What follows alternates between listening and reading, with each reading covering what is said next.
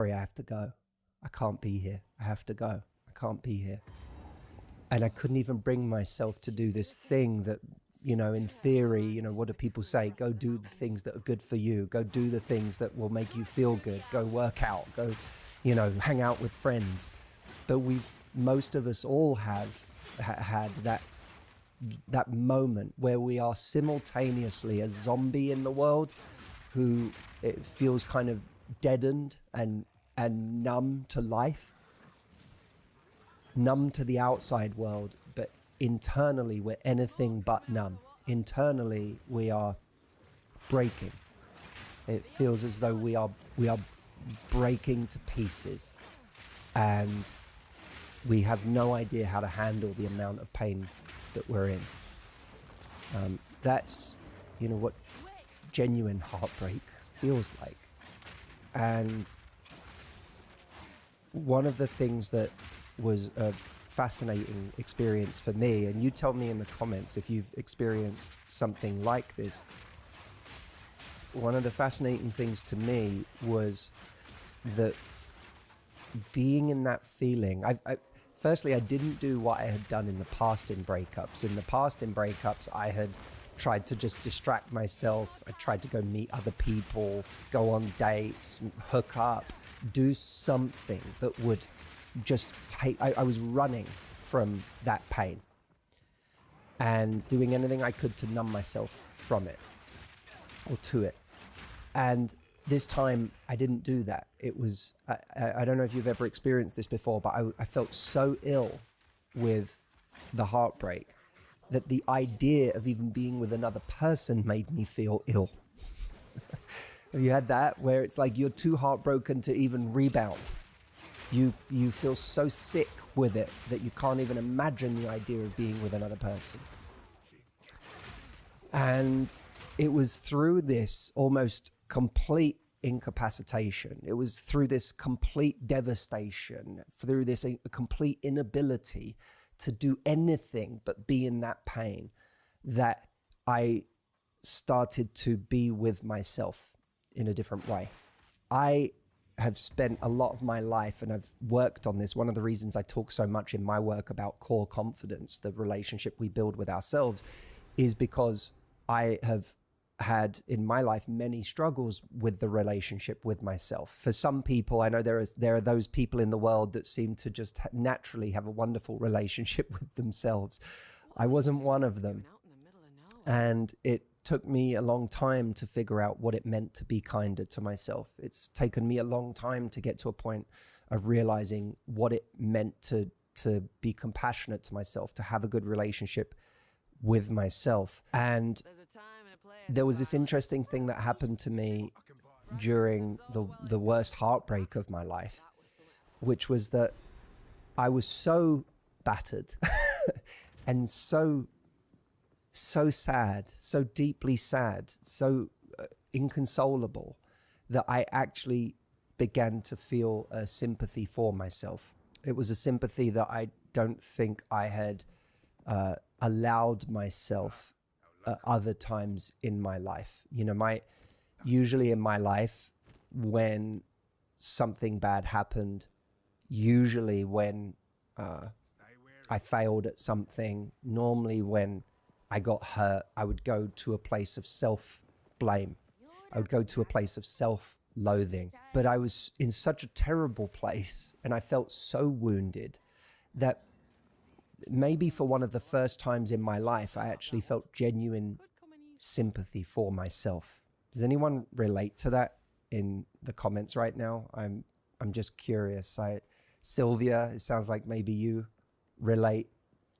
Does anyone else relate to that feeling of feeling so bad that finally you're actually able to access a kind of sympathy for yourself? Christina on TikTok, Punisher on TikTok. You can relate. Punisher sounds like a name where you'd be hard on yourself. DD. Beck, be kind, be true. Yes. Stephazoid. Yes. On Instagram. Emma. Caroline on Facebook. So there was something special that happened when I began to I actually was able to access that sympathy for myself. Something really special happened. I started to get closer to myself in a way that I hadn't before. I certainly got closer to myself than I was in the relationship, because when I was in the relationship, I absolutely was not close to myself. When I was in the relationship, in a way, I couldn't have been farther from myself. I spent my whole time making someone else happy. I spent my whole time worrying about whether I was enough, or whether I was doing enough, or whether I was being impressive enough. It was all about, essentially it was a way of me telling myself constantly, you better show you're good enough. You better show you're enough here. You better not fail. You better not mess this up. And Claire, you said the right phrase there. I see you, Claire, on YouTube.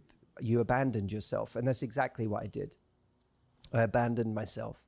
So I couldn't have been less close to myself. The me that needed me to show up, the me that needed love and compassion, that me was somewhere in the background. It's almost like, has anyone seen the film Get Out? There's a moment in that film where the protagonist is, he goes, I forget what they call it, but it's like he's in this sunken place, deep, deep, deep inside his own mind, looking up at his eyes looking out. And I felt like I was in that sunken place. I was somewhere so small, so reduced, looking up at the me that was trying to impress and trying to be enough, and trying to somehow, fit in or not lose someone. And when I went through the breakup, and when I had my heart broken, I suddenly felt like this return to that version of me, this return to that part of me that actually really needed me to show up. And I was finally able to stop trying to impress somebody else and instead feel sympathy for myself. And that allowed me to get closer to myself. And so I want to offer this before I go into answering a few questions here. I want to say that if you are in the depths of heartbreak right now, one of the great healing forces is when we are able to get closer to ourselves through that pain. And heartbreak offers this very unique and special opportunity to get closer to ourselves than maybe we've ever been. And that is something that it can be one of the great treasures that we discover in our heartbreak. It certainly was for me. I would drive and listen to certain songs. I still remember certain songs that I listened to. I still remember the words of those songs. I would clutch on to objects, things that made me feel love towards myself, things that reminded me to keep going despite the fact that I didn't know how to keep going, or how, when and if it was ever going to get better. And I'm still, I say that I will say this with caution, because I wouldn't wish heartbreak on myself or anyone else, but there's almost something I miss about that time and that feeling. There's something special about that moment of loving yourself in that way, of showing up for yourself in that way, and getting close to yourself in that way. So I want to hear from the heartbroken among you and talk with you. I want to also remind you that this session is really a preliminary conversation that I get to have with you before a much more robust session on heartbreak that I'm going to be doing for everyone live on February the 25th. So if you haven't yet signed up for that, it's free. It'll take 10 seconds, and you can comment. If you're on Instagram or Facebook, just comment the word heal, HEAL, heal. And if you're not on Instagram or Facebook, if you happen to be watching this on TikTok or YouTube, that won't work, but this will. You can open up a new browser and go to lovelifetraining.com. and sign up for free there. Very good. All right. Well, let's look at some of the questions that have come in here. And happy Valentine's Day to all of you on this Friday. I joked in a newsletter that I wrote to my mailing list this morning that I started the email with "Happy Valentine's Day, yada yada. Who really cares? Let's get on with the email." And I feel a bit like that, if I'm honest, about Valentine's Day. I'm married now, and in theory, Valentine's Day, would be something that we would be celebrating. But me and my wife Audrey don't really care. We care about birthdays and Christmas, and but when it comes to Valentine's Day, really neither of us care at all. So I say Valentine's Day just to give you some love, but not because I really care about Valentine's Day. Okay, let's see. Leah says on Instagram, "It's so hard to open myself up again to new love after dating someone horribly avoidant. Any guidance there?"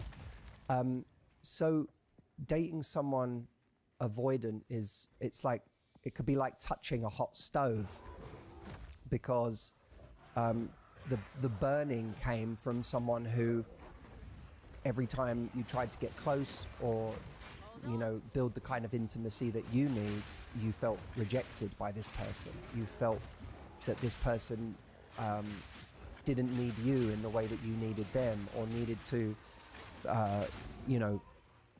to separate in ways that were painful to you. And it's likely a relationship that made you feel very, not just not needed, not just not close to someone, but also made you feel bad for the way that you are.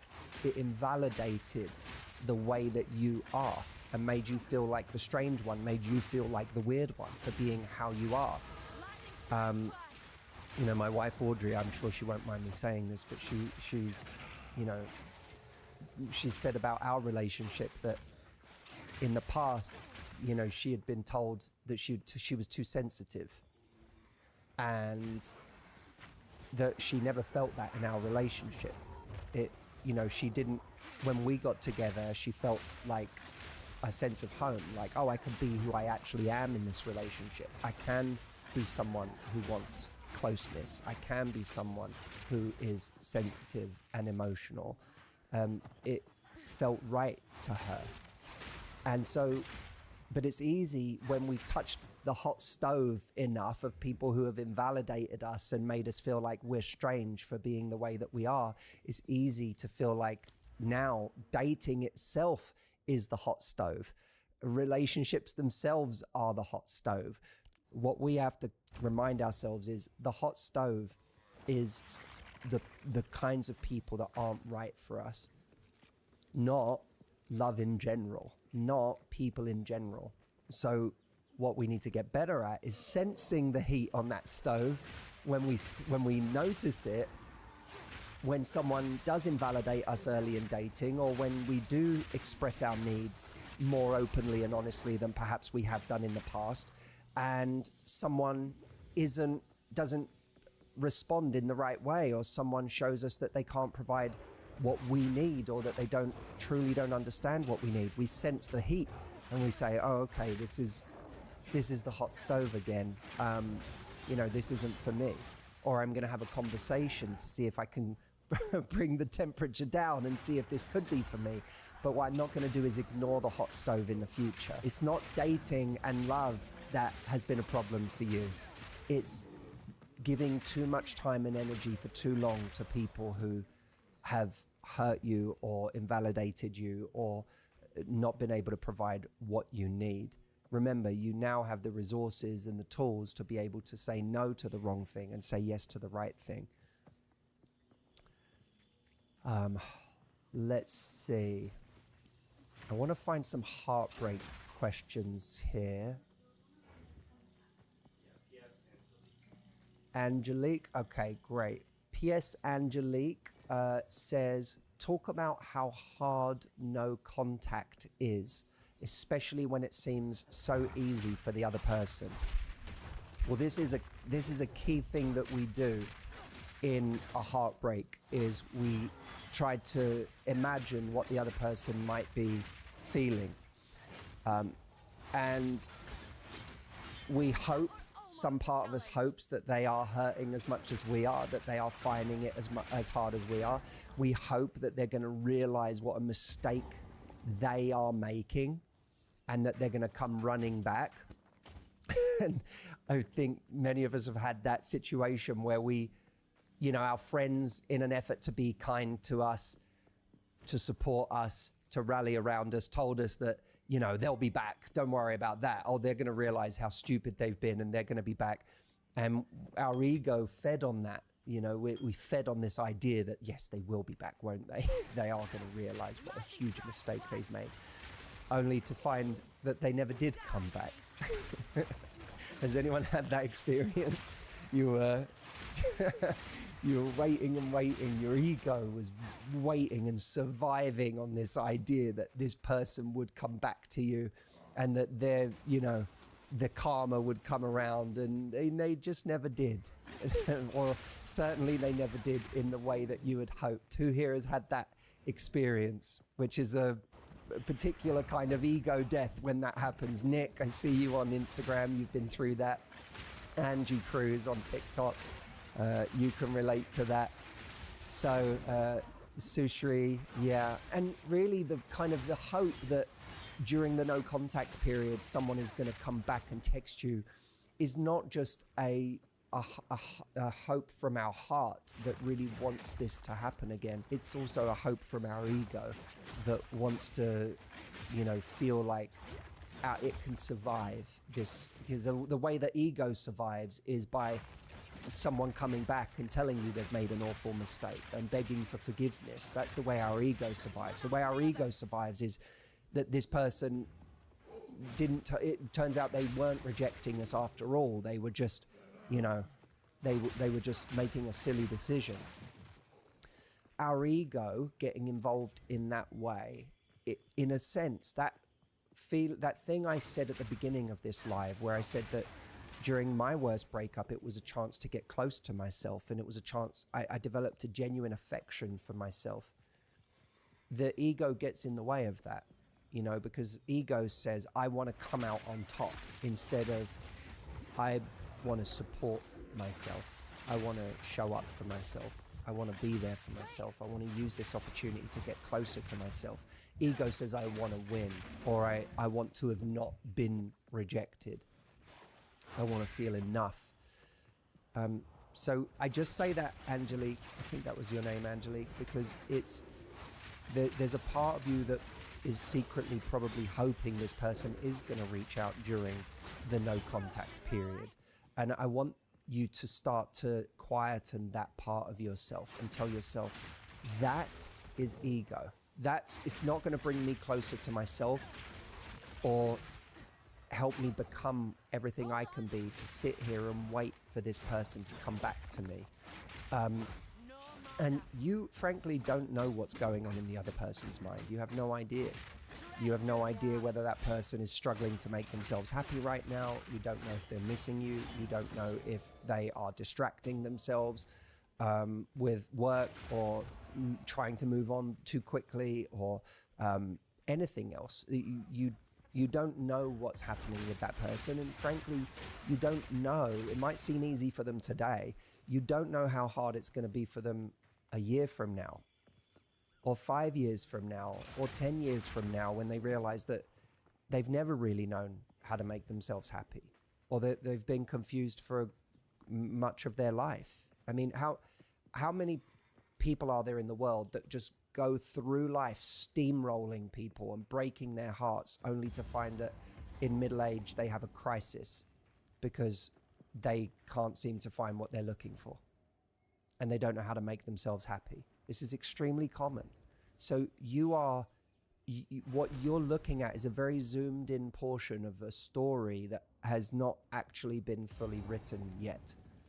How many people leave someone to go and be with someone else, only to find that the someone else they left someone for wasn't the right person after all, or that the problem lied, the challenge lied within them, that they don't know how to be happy, so they keep trying to find happiness in changing their partners or making trying to find little improvements in a partner in different ways that they think is going to make them happy.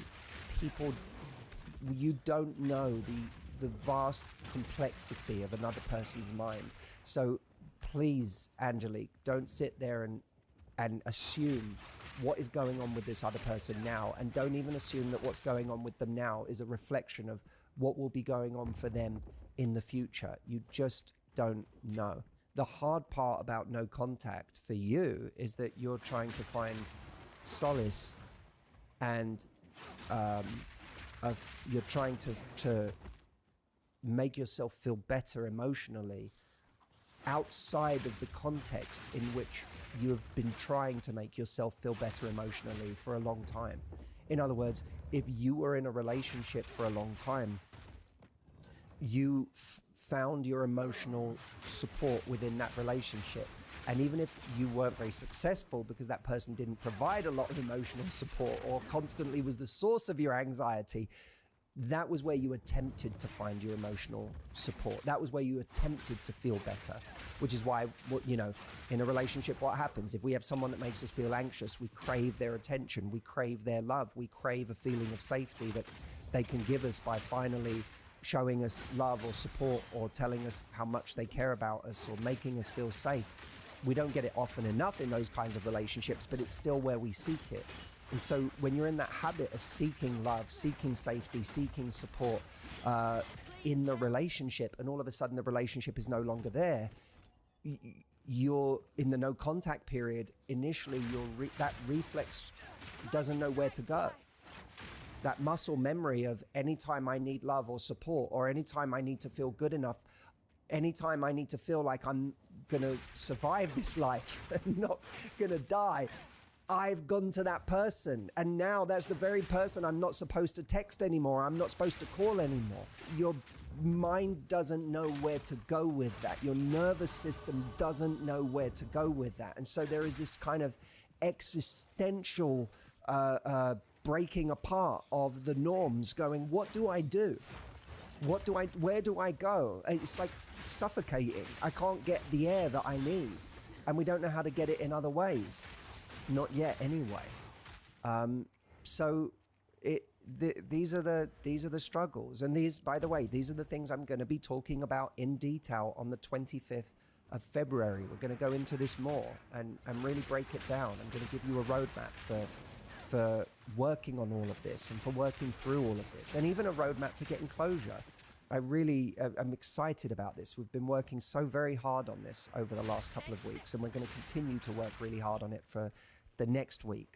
Right now, I'm shooting from the hip in a live, but when we're together on the 25th of February, you're going to be part of something that I've worked many hours on with my wife, Audrey, who's sat over there right now, and we work on these things together. We will have worked many, many hours on putting together something that's going to help you. And I'm only doing it once, by the way. I'm going live. I've not done anything like this on Heartbreak in years, especially going live to such a big audience. We're going to be doing it with people all over the world. And you could do it from anywhere. You could do it from work, from your car, from home, wherever you are. You can sit and watch and listen to this session. But please be there, because it is happening this once live, and it's happening on the 25th of February. If you are heartbroken, this will be the most important hour you can spend this year. So please don't miss it. If you are on Instagram or Facebook, comment the word heal, comment that now. And if you are on YouTube or TikTok, just open a new browser, because that won't work. If you're on Instagram or Facebook and you comment the word heal right now, you'll get a message from me giving you the details for how to sign up.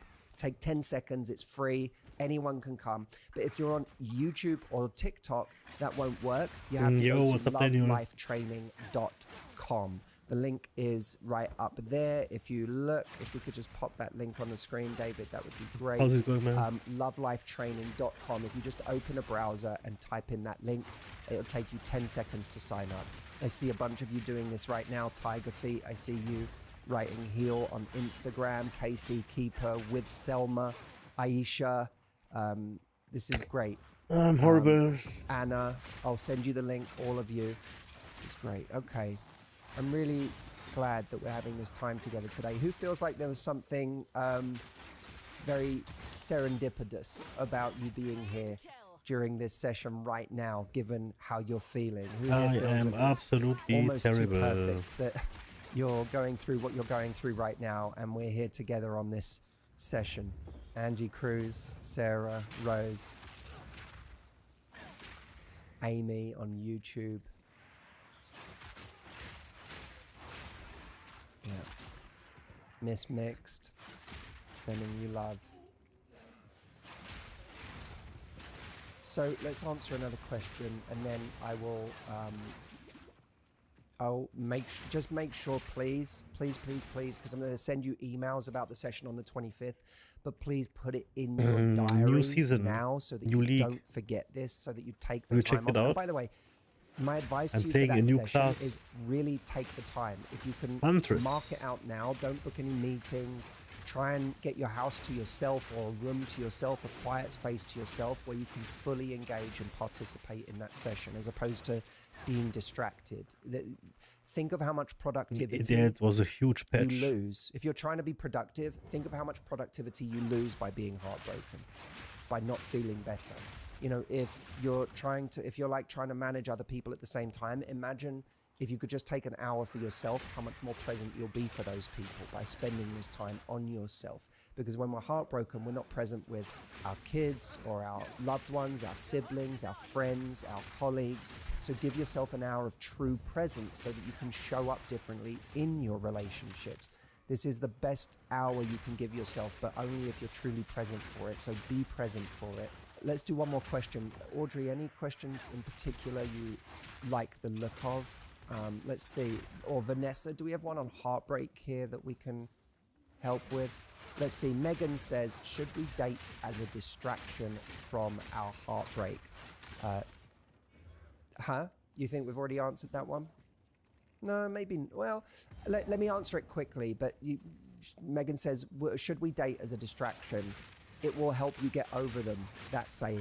Look, I think that we're more likely... we shouldn't judge ourselves for the things that we do in the moment to move forward, or to try to distract ourselves, or even numb ourselves, because we're doing that because we're in pain. But this was very awful in the beginning leveling, but now we start power spiking big time. The time. problem with dating someone else is it's one of those things that... Like really big. Often leaves us with an even bigger hangover afterwards, especially because when we're in a vulnerable state, we're less likely to run into the arms of someone kind and someone who helps us.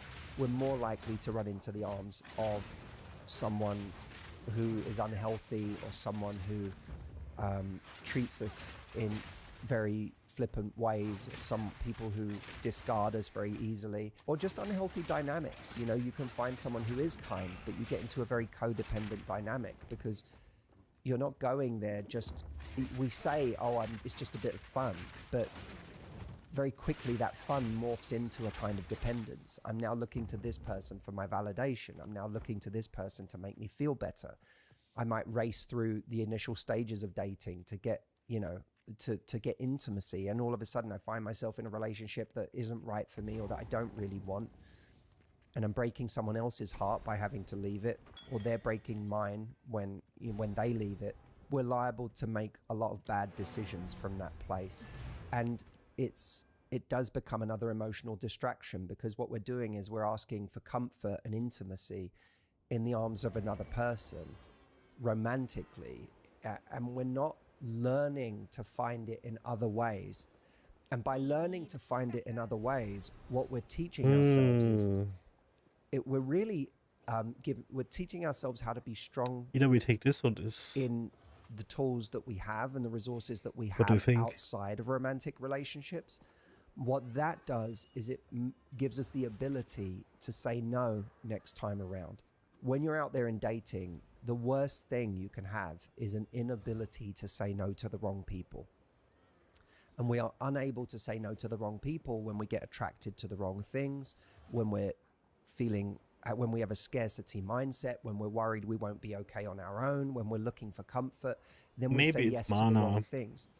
In order to find the right person, we have to be able to say no to the wrong person. In order to say yes to the right person, we have to be able to say no to the wrong person.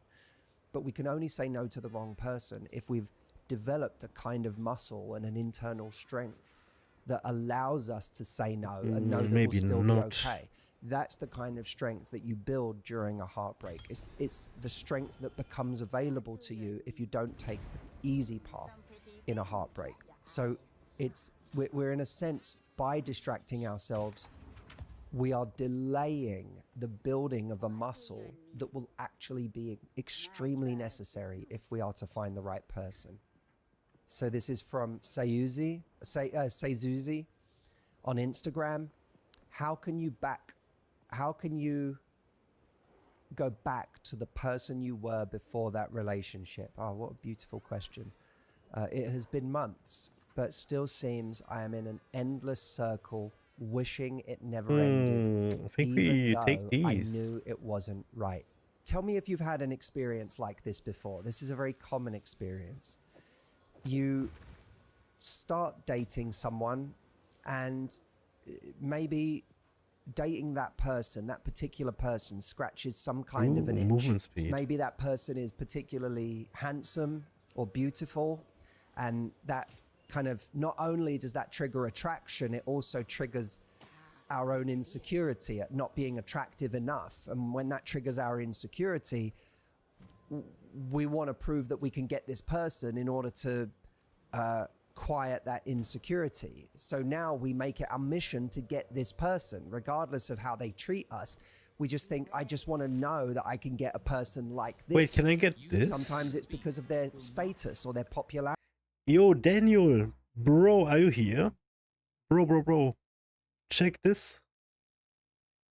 What the fuck is this?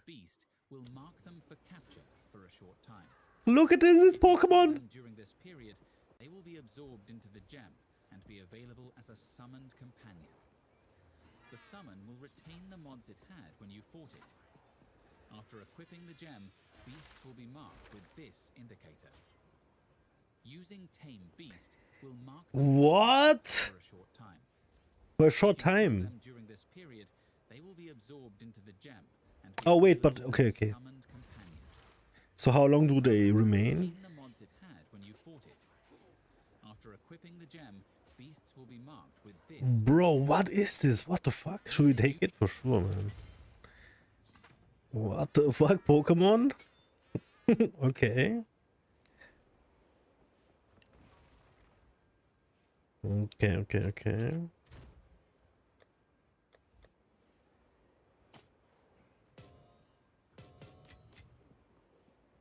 We got movement speed boots coming. Nice.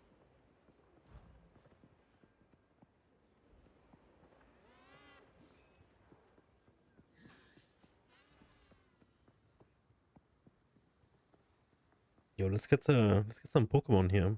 So it has to be a beast, yeah?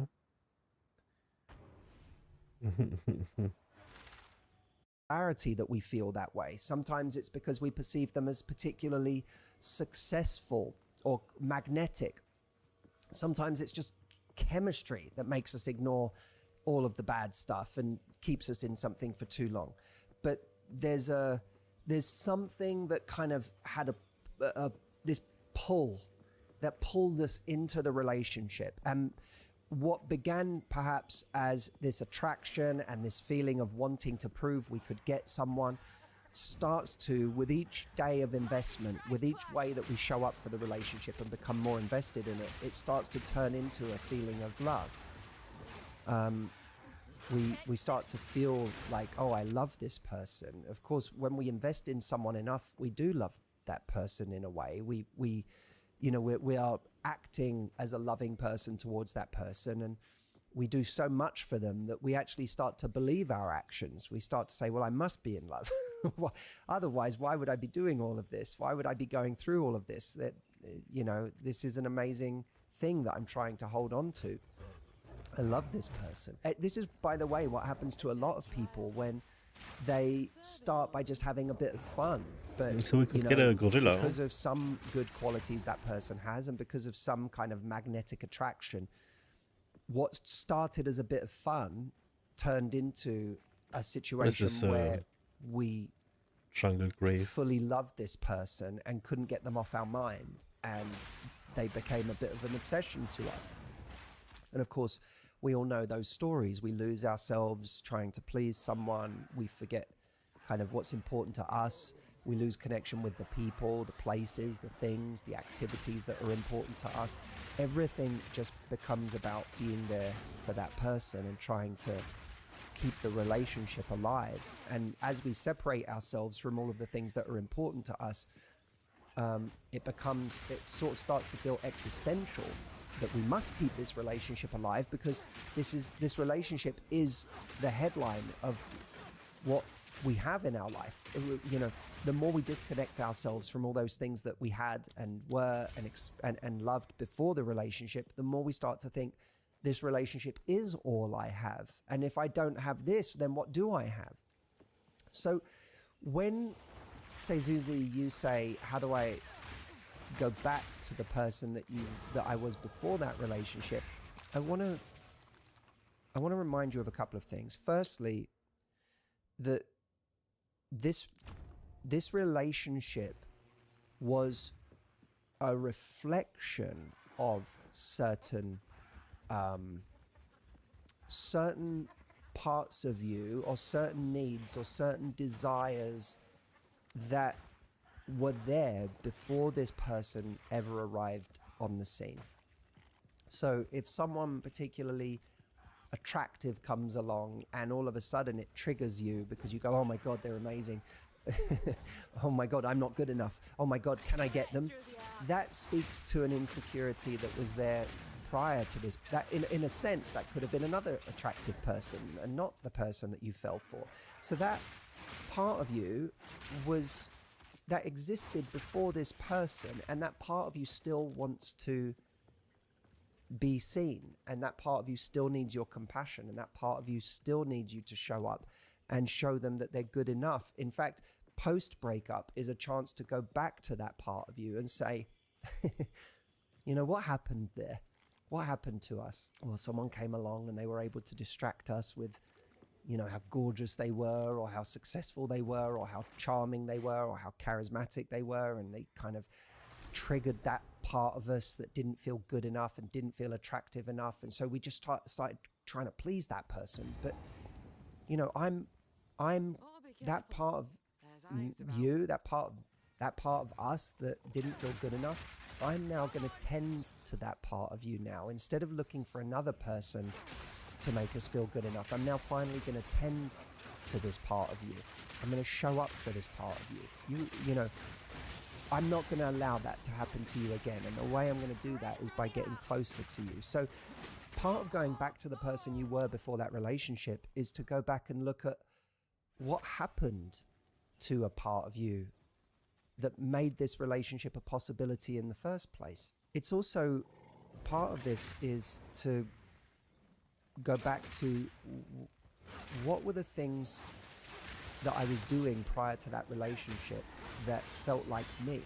Maybe things I stopped doing, maybe people I stopped being close to. What was going on in my life that I got divorced from in that relationship, and how might I get back to that? Or, and this perhaps is even more interesting, perhaps I should, rather than trying to blindly go back to who I was before this relationship, maybe I should think about who I've become and the ways that am starting to learn about myself after this relationship. There will be parts of me today that are drawn in new directions, and there'll be these little voices in me that have matured and grown, and maybe even grown beyond my conscious understanding. I feel, you know, maybe you feel pulled in a certain direction. Maybe there's something you feel drawn to do or discover about yourself, or maybe even new kinds of friends that you feel drawn to, different kinds of people in life that you feel drawn to, different kinds of knowledge that you feel drawn to, listen to those voices, because that goes beyond just getting back to who you were before. It recognizes that you also are in a state of becoming. There's this new incarnation of yourself that is being born out of this experience that you've had, that the wisdom of which supersedes the wisdom that you had before the breakup. You know, this is actually a chance to get to know who you are today, not simply to return to a form that you were prior to the relationship. Thank you so much for watching. Leave me a comment. Let me know what was the concept here that spoke to you the most, what resonated for you today.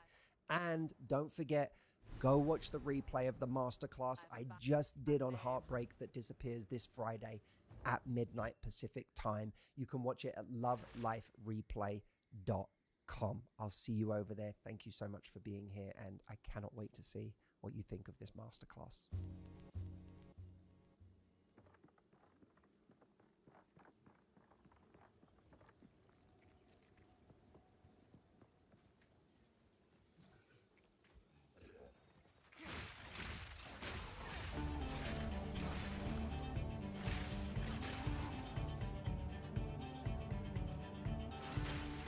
Choosing a life partner might be one of the most high-stakes decisions we ever make in our lives. The right partner can mean the difference between ending up happy or traumatized, healthy or unhealthy, financially stable or unstable, confident about ourselves or highly insecure. When we meet someone romantically, they have the potential to amplify and add to all of the good in our lives, or slowly poison it. So today, I don't want to talk about the generic qualities that make someone a good partner, like kindness, loyalty, or the ability to be a proactive teammate. No, in this video, I want to share what I've learned after 17 years of helping people find love about what specifically makes someone right for you. And this insight isn't just going to help you spot the right person for you when you see them. It's also going to hold a very important key to overcoming rejections that your confidence may have suffered from in the past. By the way, I really appreciate you being here, and you hitting the subscribe button means a lot to me. I'm putting so much time and energy into these videos, and there's so many people who need them. I'm on a mission to help people improve their confidence, their standards, set new boundaries, and find a life partner. And by subscribing, you are helping me create a bigger movement and reach more people. So I really, really appreciate it. So first, let's talk about how we wind up thinking someone is right for us. Picture a scenario. You meet someone who appears to be exactly the kind of person you see yourself with. They look like your type: face, hair color, body shape, ethnicity. It all lines up with a picture you've had in your mind. They're charismatic and charming in the ways that you find attractive.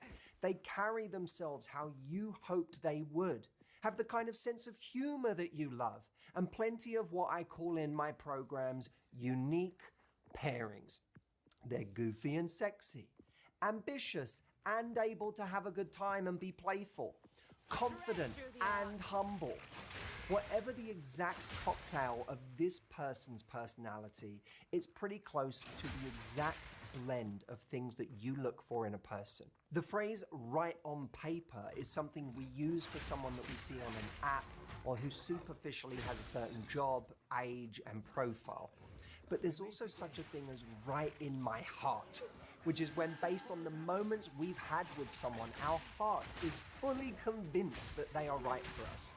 So we hold on tight, hoping to God that our dreams with this person do not get crushed by the other shoe dropping. Then it happens.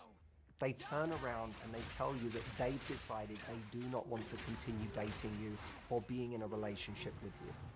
It hurts, and it hurts badly.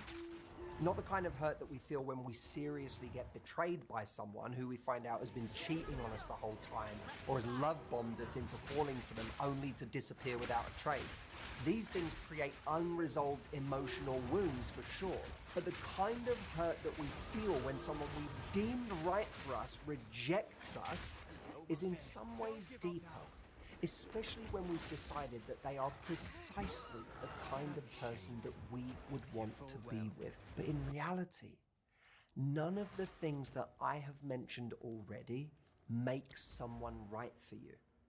They may contribute to someone being right for you, but they are all missing one crucial ingredient that makes someone the right person for you specifically. To fully understand this ingredient that I'm about to share with you, we first need a reality check. We are all humans. None of us belong on a pedestal. We all have our stuff. We all have insecurities, patterns, and behaviors that are unique to us. And among these are things that make us awesome to be with and things that at times make us challenging to be with. Look, me and Audrey aren't perfect people by any stretch of the imagination. We both have stuff, and we had more stuff than we do today when we first met.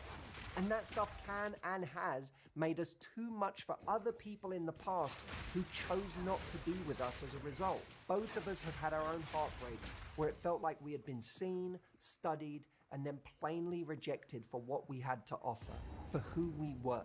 And at the time, that really, really hurt.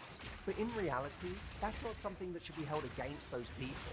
They weren't wrong for not enjoying the fact that my fear of things going wrong in life in general made me anxious a lot. Someone can be forgiven for not wanting to deal with Audrey's need to check in real quick just to make sure I'm not going to leave her forever. Me and Audrey have this little joke that we are both two traumatized little babies. That another person didn't understand, see, or want to put up with the nature of the way that we are two traumatized little babies is not just okay, it's understandable. Maybe they didn't want someone as anxious as me or as sensitive as Audrey. That doesn't make them bad. We have to realize that someone can be awesome and wrong for us, and that doesn't mean there's something wrong with us. There is such a thing as awesome person, wrong person. What I've come to realize is that I'm wrong for most people.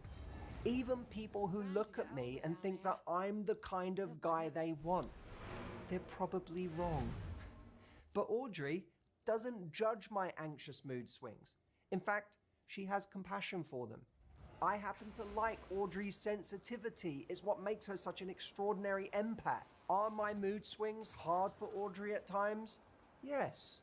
Especially when most of the time I don't do a good job of communicating that they're actually coming from a place of fear about something that's going on, as opposed to me just deciding to be difficult that day. Do I sometimes find it tiring when Audrey asks me if I'm mad at her in the middle of a serene and relaxing Sunday for absolutely no reason? Yes. But we also realize that this stuff is what makes us perfect for each other, because we get it, we see where it comes from, and we genuinely understand the specific needs that each of us has as a result. There's a lot of relationship content out there about how it's not our job to make someone else happy, and it's not. Or how if they're anxious about something, that's their responsibility. And it is. But like it or not, we all help each other get through life in one way or another. I think the goal for all of us in relationships is to find someone that we actually enjoy helping get through life and who enjoys helping us get through life in turn. Not finding someone who resents the ways that we struggle to get through life. In every relationship, we will hit speed bumps. It is an inevitability. What if the breakup you had with someone who you were telling yourself was right was just a car that fell apart the moment it hit an unavoidable speed bump? What if I told you that you'll know the right relationship because when it hits that same speed bump, it won't fall apart? And by the way, when someone does stay after hitting a speed bump that ended things with the last person, it'll give you a reference point for feeling safer than you felt in the past. And ironically, this feeling of safety might actually be the healing you need not to exhibit the behaviors that might have created the speed bump in the first place. None of this is designed to be a message about abdicating our responsibility for working on ourselves. Instead, it is a recognition that no matter how much work you do on yourself, you will still have issues. You will never be perfect. Most of us who do take the time and energy to try to improve on the most challenging aspects of our personality, improve those things by small percentages.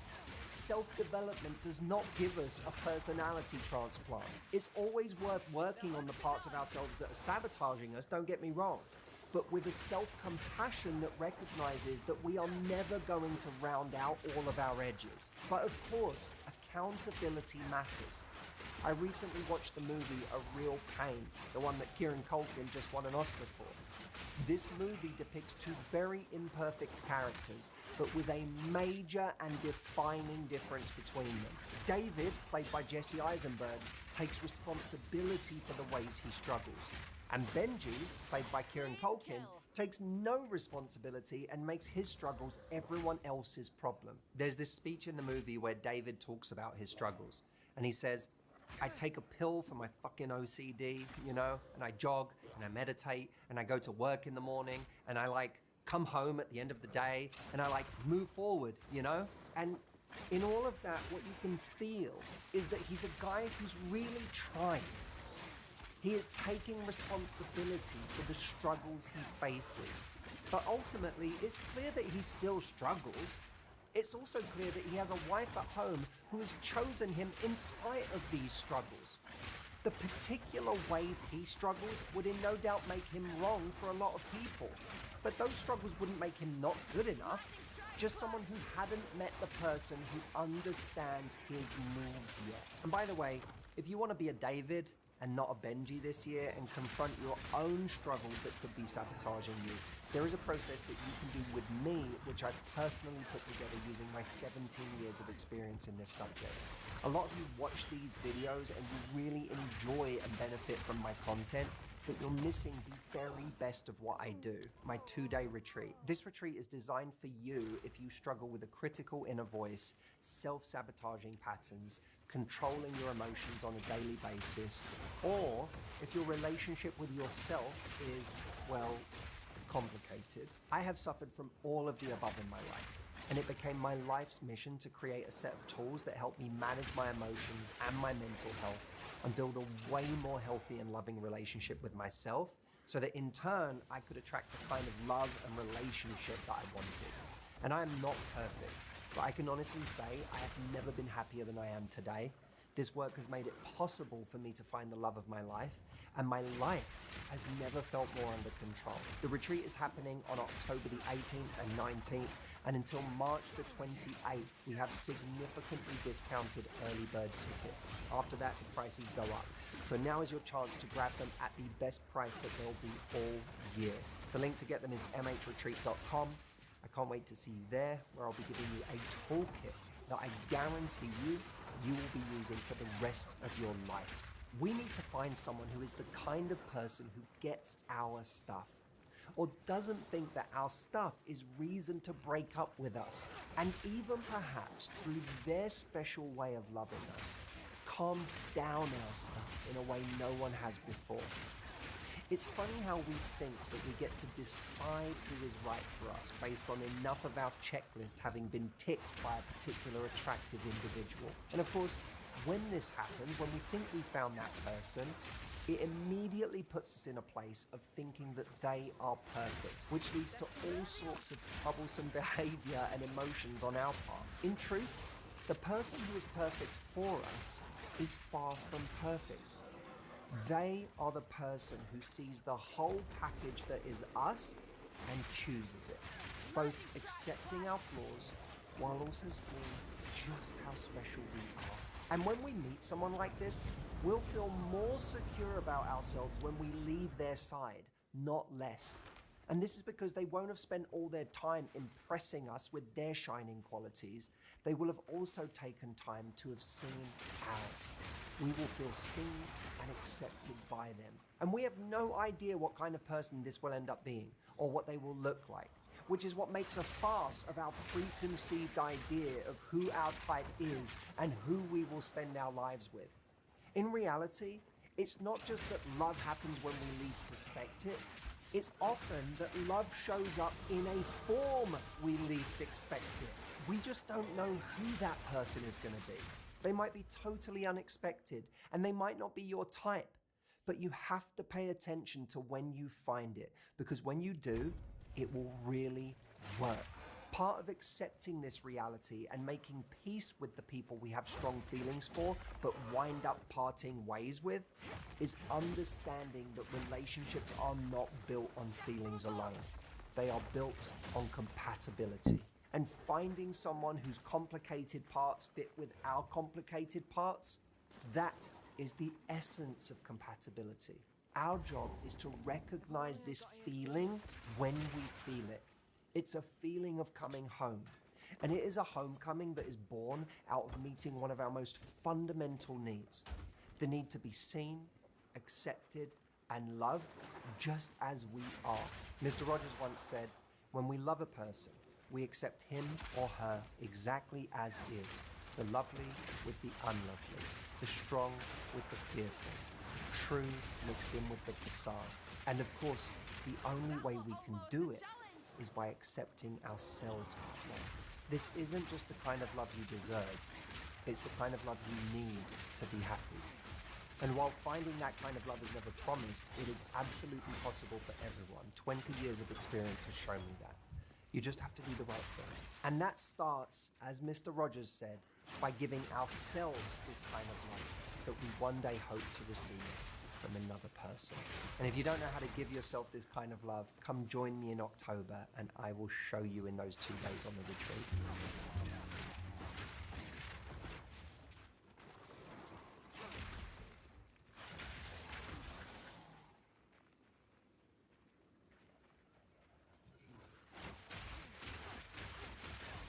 In this video, you're going to learn the 4 crucial steps to see if someone is right for you.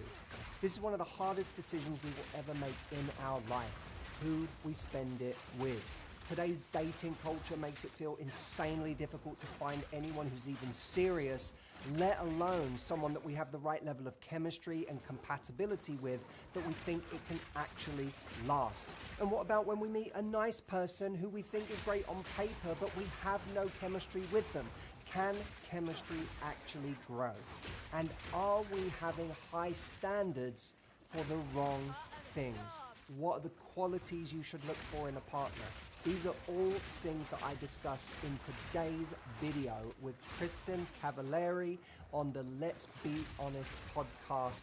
Check it out. I think you're really going to enjoy this, and let me know what you think in the comments. Don't forget to like this video, subscribe to this channel, and hit the notification bell so that you get notified the next time I do a video. And it would mean a lot to me, by the way, if you would subscribe to this channel. It takes an awful lot of work to make these videos every week, and we want to share them with as many people as possible. That little moment where you click subscribe really helps us get the word out there about what we're doing. Thank you so much, and enjoy this video. I want to start with the dating culture today. What do you think is wrong with it, and why are people having such a hard time finding a successful relationship? I think part of it is that our nervous systems are kind of programmed for dopamine. And I think it makes it really hard to sit with anything for very long. We're so used to novelty now. Like in writing this new book, to sit there in front of a laptop and just write for 2 or 3 hours at a time was at times, in the beginning of the process, was excruciatingly difficult. Yeah. And it really was like a wake-up call for me about how much my attention span has been hurt by, the way that we live our lives today. Right. And dating is a part of that. The dating apps are this dopamine machine, and it feels good to swipe, and it feels good to get matches, and it feels good to get messages, and it feels good to get another one from a new person, and that's a very addictive cycle for people. So I think that's tough, and then I think there's less humanity in the process because less people are picking up the phone, and it can feel harder to even just get to the point of a date where you meet up, and then people get back from a date and they're onto their phone again, and there's a ridiculous amount of temptation there that just interrupts the process of attraction. So you're not like getting home and building anticipation for the next time that you are going to see someone in the same time that in a bygone era you would have done. Instead, you're now bombarded with just the buffet again as soon as you get home. And I think that interrupts a lot of the attraction circuits that allow us to kind of psychologically invest in the narrative in the same way as we once would have done. So it all amounts to much more superficial, surface level interactions instead of the depth that, and not just the depth, but the staying with something long enough for it to even become what it could be. You know, the thing that makes something great is that there's a way we use the word settling that is that's very negative. Yes. Like, I don't want to settle for someone, and that's understandable. None of us in life want to be shortchanged. Right? We want to feel like we got the best thing we could get in any area of life. And people are like that in their love lives. I want to get the best person I can get for me, and anything less than that feels like settling. But I think there's a way to change the language around that word that turns it into an immensely positive thing, where instead of settling for someone, we say, I'm going to settle on someone. Oh.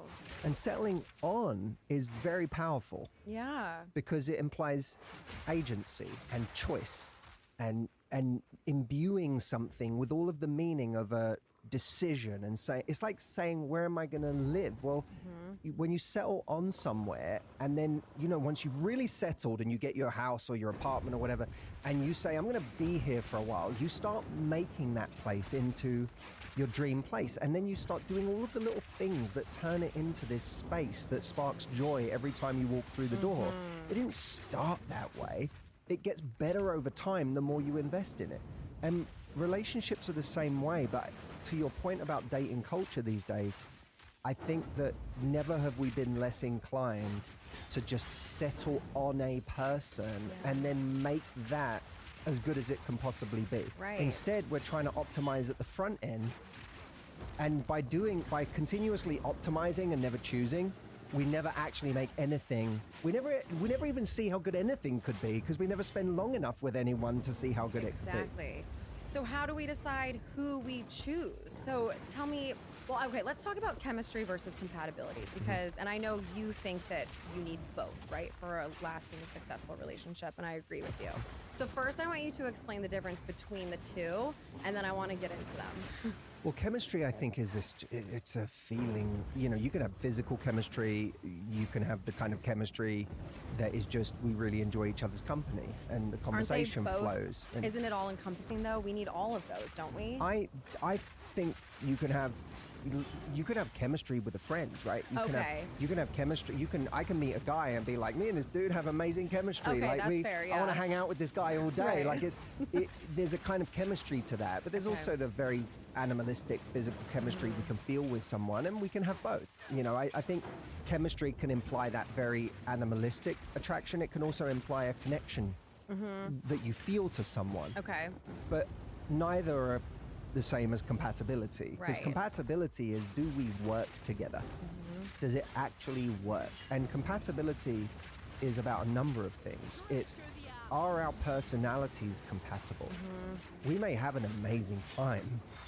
We may have amazing conversation. Yeah. But when we think of our values, do they line up? Right. When we think of the way we see the world, are those worldviews compatible? Are they synergistic? When we look at our lifestyles, do they work together? When we look at our future and what we want, do our intentions about what we're building align? Or are they completely different things? The timing of our life, does that line up? Yeah. These are all compatibility issues. And so, you know, in the book I talk about there being 4 levels of importance in any situation with someone. There's admiration, and admiration is just you think someone's awesome or attractive or hot or whatever, but it doesn't mean they even know you exist. Right. This level, so again, not that important. Level 2 is mutual attraction. That's what we're talking about when we talk about chemistry. that's when you like someone and they like you back. Level 3 is commitment. That's when you don't just have mutual attraction, you're both saying yes to something. Okay. There's tons of people who spend all their time, being upset or fantasizing about someone that they're in level 2 with. Right. That they never even reach level 3 with. Right. And my view is always, level 2 is not that important. You could have chemistry with lots of people. It doesn't mean that there's anything behind it. It doesn't mean it's going anywhere. Yeah. So we get very caught up in level 2. Yeah. And that's where we create a lot of story in our head about what should be instead of what is. Yeah. Level 3 is commitment. That's when two people say yes to each other. Yes, I want to be with you. Yes, let's build something.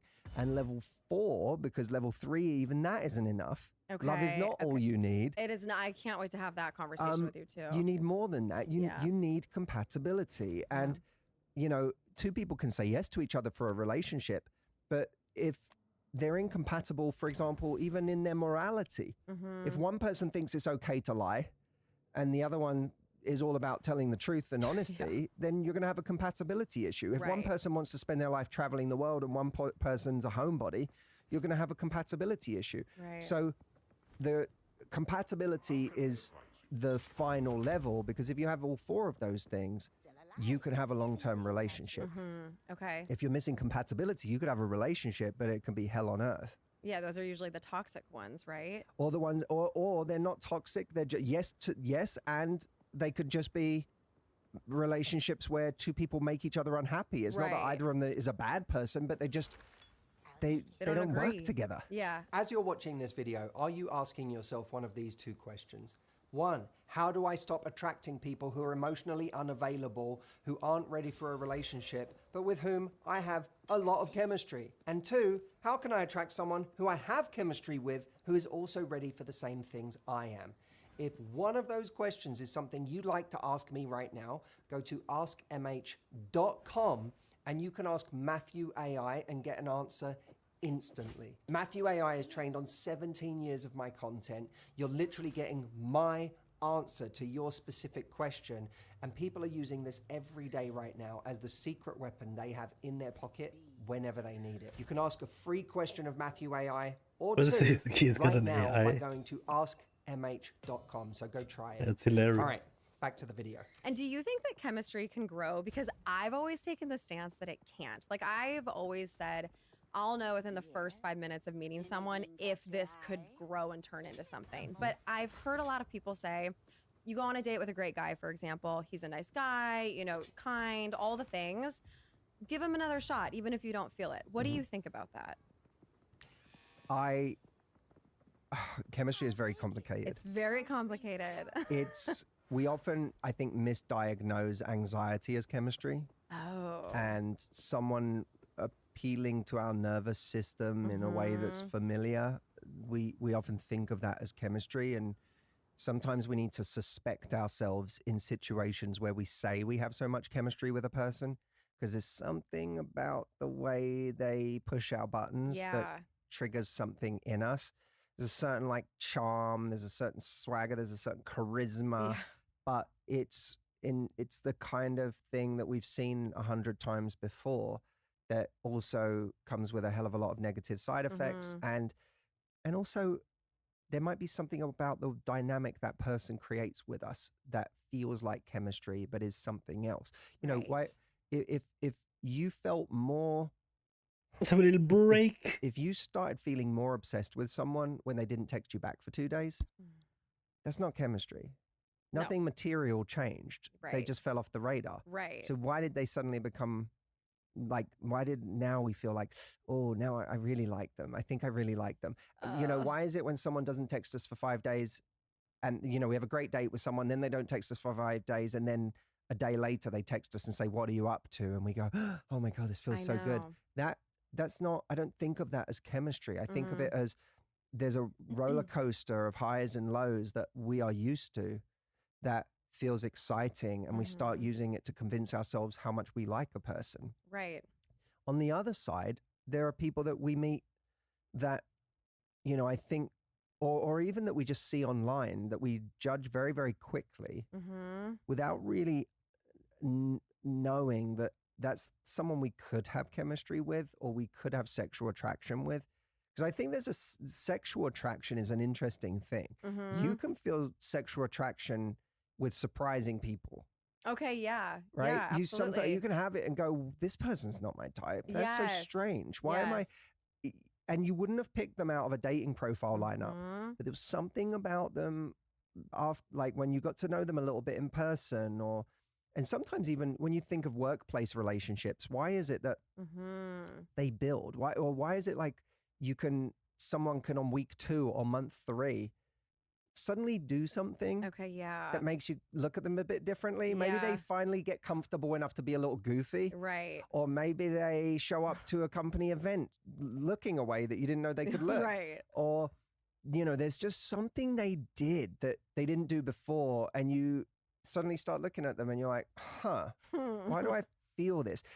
I didn't feel this on day 1. So do I think if you go on, a date and you feel absolutely nothing, that it's worth going on another date? I'm not so sure. Okay. But do I think people don't go on enough dates, or don't actually spend enough time in front of people to really know if they have chemistry? Our door policy for who we let in is really strict, and so strict that we actually end up turning away a lot of people that we might have chemistry with if we actually got them in front of us and spent a little time with them. Okay, so you think people should be going on more dates? I think we are far fussier on dating apps than we ever would be in real life. 100%. 100%. I agree with you. Well, I think someone's personality, obviously, like what you were just saying, that's how you can really distinguish if you're attracted to someone or not. It's so hard just based off of some photos. If most people took their dating history of everyone they've ever dated, and not people they dated and felt nothing for. I mean, if you took everyone you've ever dated and had real attraction for, I guarantee you half of those people would never have made it into your life via an app. I've thought about that. I've definitely thought about You're like, that boyfriend, he wouldn't, I would have swiped left on him. I know. It's so true. Yeah. So, okay, in those early days when you are in that fog of just being so excited, and how can you distinguish between what is actual chemistry and what is sort of that addicting, sort of toxic behavior, like we were just talking about, if they ghost you for 5 days and then come back in? How can you distinguish what is real chemistry? Well, I think it's almost worthwhile to say, how do I decide what is chemistry worth having? Okay. Right? Because I might have chemistry with a person who's not a great person, but maybe there is an energy that, you find them sexy and there's an animal attraction there, but they're a horrible person. Right. So I think it's better to say, what kind of chemistry is worth pursuing for me? Okay. So that the wrong kinds of people, chemistry or no chemistry, just can't get through the door, especially if you're being intentional about finding love. Right. And the kind of love that is going to make you happy. So I think it's worth asking the question, what qualities are necessary in a person for me to be happy and peaceful? Okay. And then sticking with that list.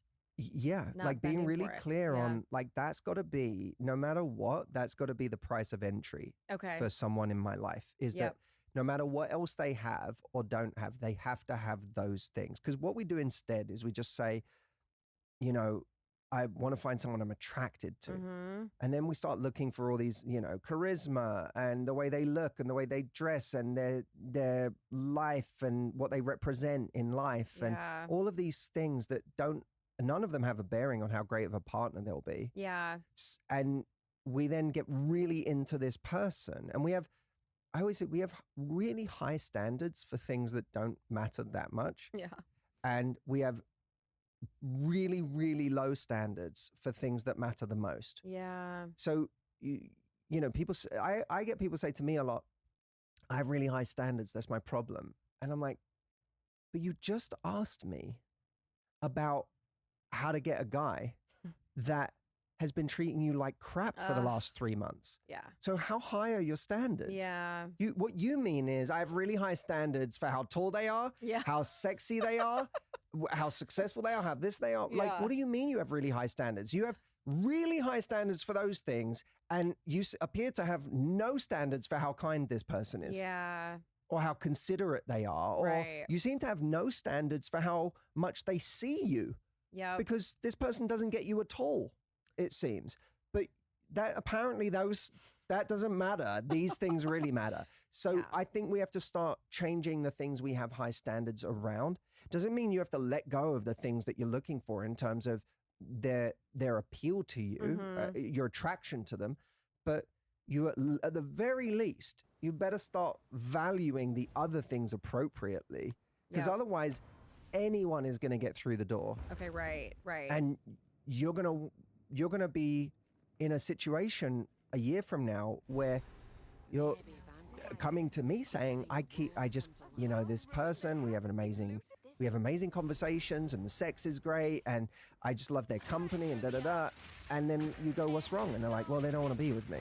You're like, okay, well, maybe we should have a standard around that because that feels like a really crazy thing. It feels really strange not to have a standard around someone wanting to be with you. That should be like the baseline of who you give your attention to. Yeah.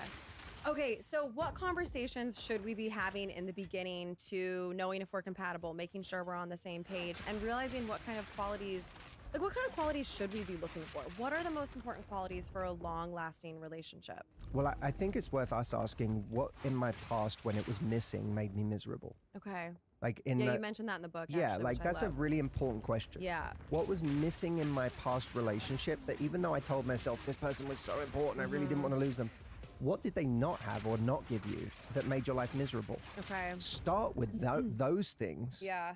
Because what you realize, and it's powerful to start with those things because you already have a reference point for the fact that when they were missing, it didn't matter how great you thought the person was, you were really deeply, deeply unhappy. Yep. I've been in situations like that where I was anxious all the time or I didn't feel safe in the relationship and I was so unhappy. And coming out of the situation like that, you go, I'm never putting myself in that situation again because it doesn't matter how great someone is. Yeah. If you feel anxious all the time, it's misery. Yeah. So nothing is worth me making that a negotiable thing ever. So ask yourself what was missing and then make that your precedent for what your expectation is or what you must have next time around. Okay. But I think in terms of some general qualities, I think someone who sees you. Like, who do you feel the most yourself around? Yeah. Is a pretty good question for a relationship. Who do you feel the most yourself around? Who makes you more of yourself? Who makes you a better version of yourself? Yeah. Who do you feel seen by and truly acknowledged by?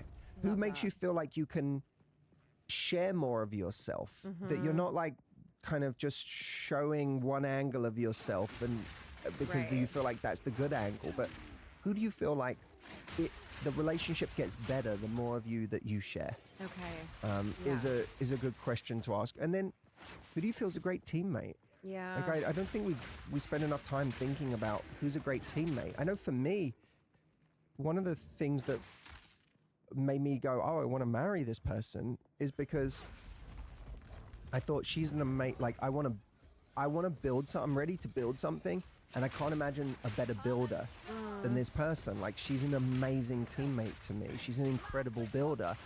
That I was like, I'm never going to find someone who is going to have my back like this, who's loyal like this, who's going to show up for me in this way, who's, truly accepts me for who I am in this way. Like it just, all of that stuff added up to the most important things for me, and kindness. Like, and who's kind? Did you figure that out just over time, or are there specific questions that you can ask to know if you guys are on the same page with all of that stuff? Well, I think it's the reason we have to, I think we learn a lot if we actually are brave enough to have standards early in the relationship.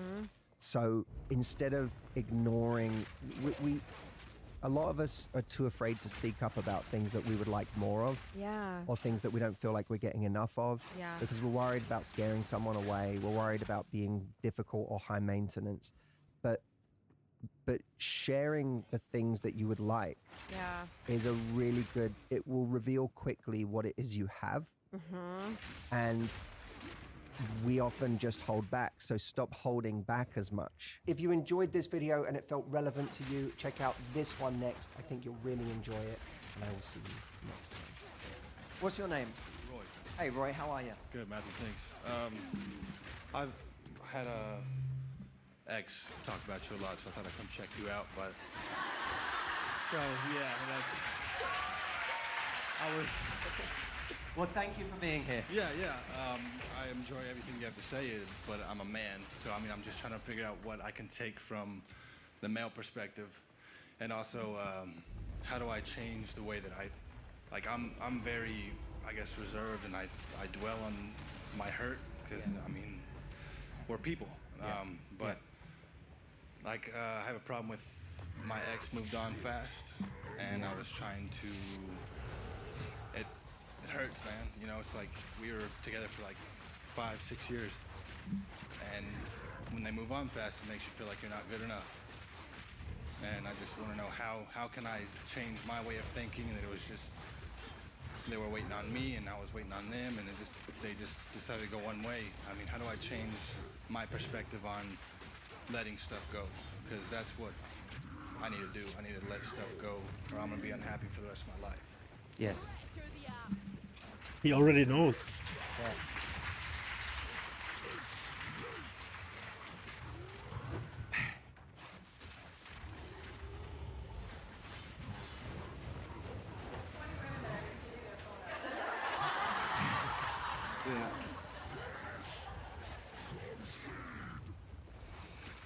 Roy, you're going through an incredible amount of hurt. When was it? When did this happen? When did she move on? I guess we split up in August of 18. Yep. And I would say it was probably a good 4 months after. Yep. So it's incredibly painful. Part of the pain is you continuing to convince yourself that this must on some level have been the right person, and that your right person is now with someone else. Now, I don't believe that. I believe that the right person can only be the right person when it's two people choosing each other. So part of the pain we hold on to is believing still that we had this jewel that's gone. And as much as we may have loved someone, as much as we may have thought someone was incredible, they may have had wonderful qualities, we may have been incredibly attracted to them, there may have been all these great things, they cannot represent that true dream relationship if they don't choose you. In fact, someone not choosing you is just about the biggest departure from your dream relationship you could ever imagine. So when we're saying, but we were so close, not being chosen by someone should be the greatest turn-off in the world. Not because there's something wrong with that person, but because how on earth, when I was a kid and I dreamt about my dream relationship, or in my, last 10 years or 20 years before I met someone, when I was dreaming of my dream relationship, it couldn't have been the one where someone decides to go be with someone else. That wasn't it. So this isn't it. Then there's the ego. The ego element of someone chose someone else. Why not me? What did that person have? Why wasn't I good enough? And now we take the baggage of that forward.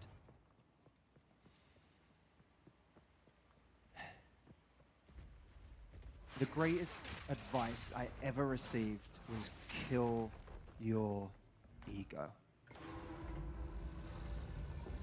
Because that motherfucker has no place in your growth. None.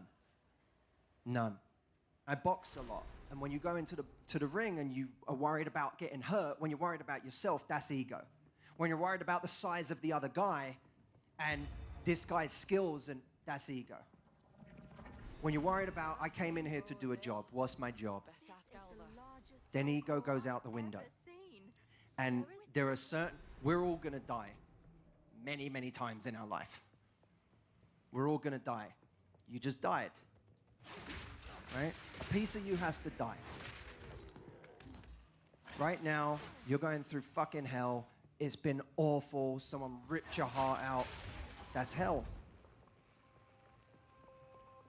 But I want that version of you that goes through hell and comes out and has something to say at the end of it. That's the version of you I want. Do I want the version of Roy who hasn't been through that shit? Nah, it's fucking boring. That's boring. I don't want that Roy. I want Roy who's been to hell and back. I want Roy who had to go, die, resurrect himself, and then come tell the rest of us how to do that. I want that Roy. That Roy's interesting to me. I want weathered, scarred Roy who's been through shit, who has interesting things to say. That Roy is much more interesting to me. And we learn far more, far more. We become far stronger by what goes wrong in our lives than what goes right.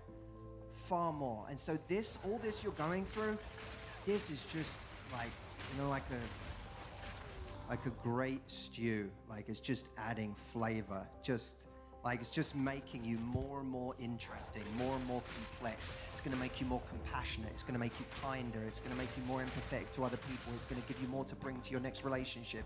It's going to make you such a strong person. And you get through this and you deal with this. What the fuck do you have to be afraid of? I've died, motherfucker. You can't scare me. All right? You see that? So there's the ego element. Kill your ego. Kill that shit. That guy has to die. So bigger me comes back. Right? And then there's the mourning because you think you've lost the person you're supposed to be with. I can promise you, you haven't. Because unless someone chooses you, they ain't the person you're supposed to be with. You could be disappointed. You could be disappointed she wasn't the person, but you can't grieve like she was the person because she's not. Disappointment takes a minute to get over too, but it's much easier to get over than true grieving of, I've lost the love of my life. You didn't lose that. That's still to come. Something better is coming for you. I promise you, my brother. I promise. Okay?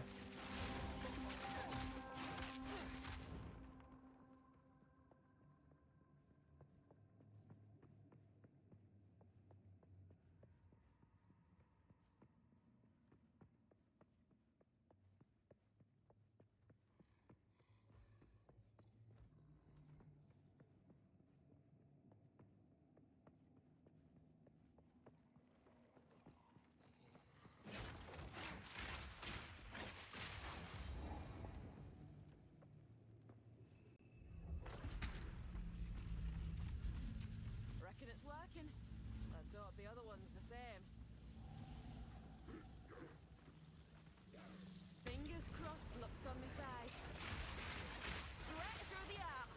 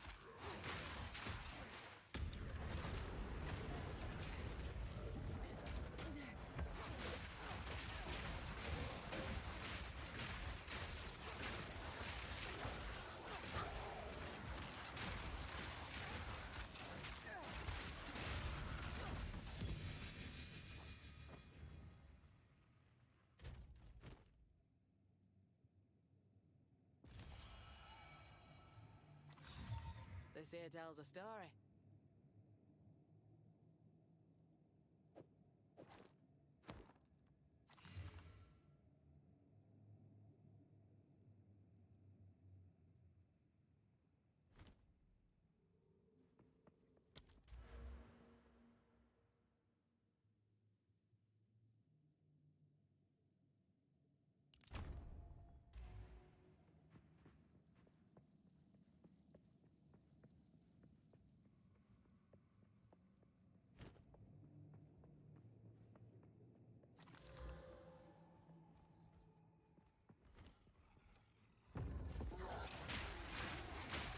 Bring it on.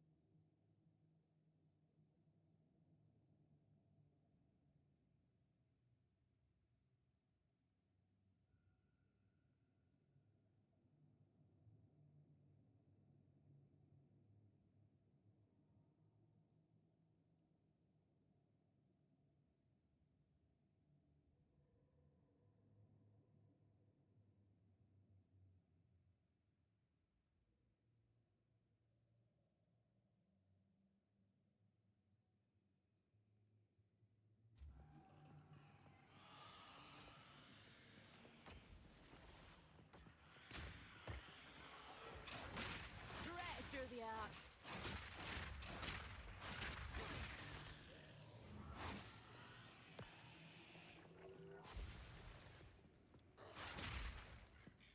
Bring it on.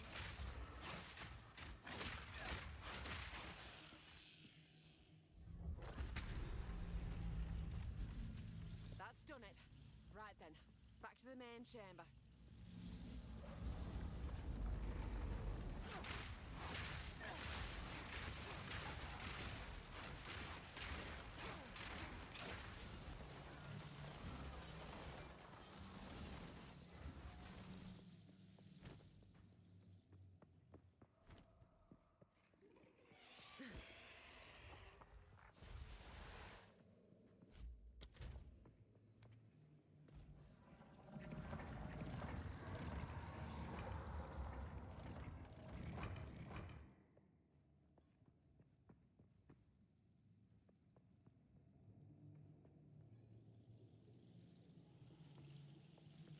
Soul core is charged. Why don't you do the honors? Oh dear. Now we just have to remove it from that giant construct. Good luck.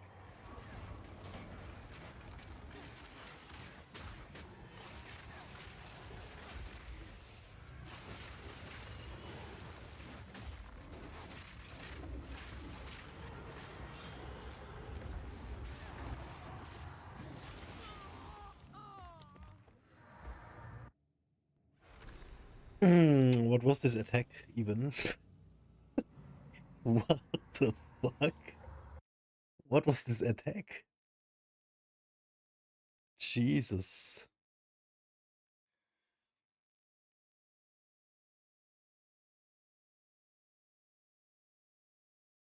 Do you ever feel like something's off, but you can't quite put your finger on it? Maybe you're experiencing Your body is carrying a very complex mechanism of memory. You think it is not gathering memory with whatever you touch and feel and relate with? If you create a lot of contradictory memory in your system, you will see life will tell later that you will have everything but you feel like you have nothing because it's confused.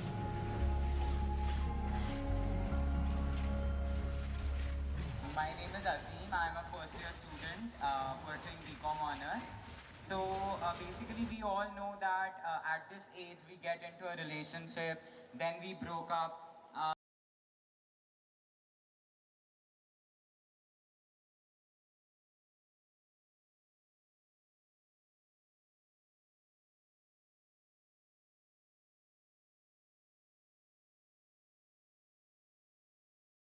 Are you going through a super intense breakup where your nervous system just feels frazzled and overwhelmed and you can't eat or sleep and you're just like dysregulated in all sorts of different ways? If so, keep watching because I'm here to help. Hi, my name's Kirby.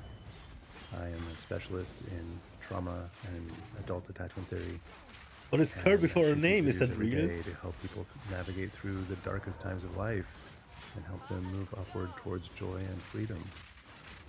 And today we're talking about that big, nasty event, the intense, overwhelming feelings that we get when we finally cut the cord. And it's not easy. And I applaud you for taking that step. Now, quick little background on me. I come from an entire lifetime of dysregulated nervous system, toxic relationships, incredibly dramatic breakups, like basically all the various stereotypes and archetypes you hear about in unhealthy relating, that was me. And about 10 years ago, I started changing that path, getting into the work, recognizing that like I feel alone and flailing in all of this. There has to be a path through. There's so many smart people out there. And so I started researching and watching and reading, and eventually over my pathway was a little bit diffuse. It wasn't really directed because I didn't really have anyone there helping me. I was in therapy and had coaching, but they were kind of like more attached to their own modality and their own rituals than they were in actually connecting with my particular state and my path through the process.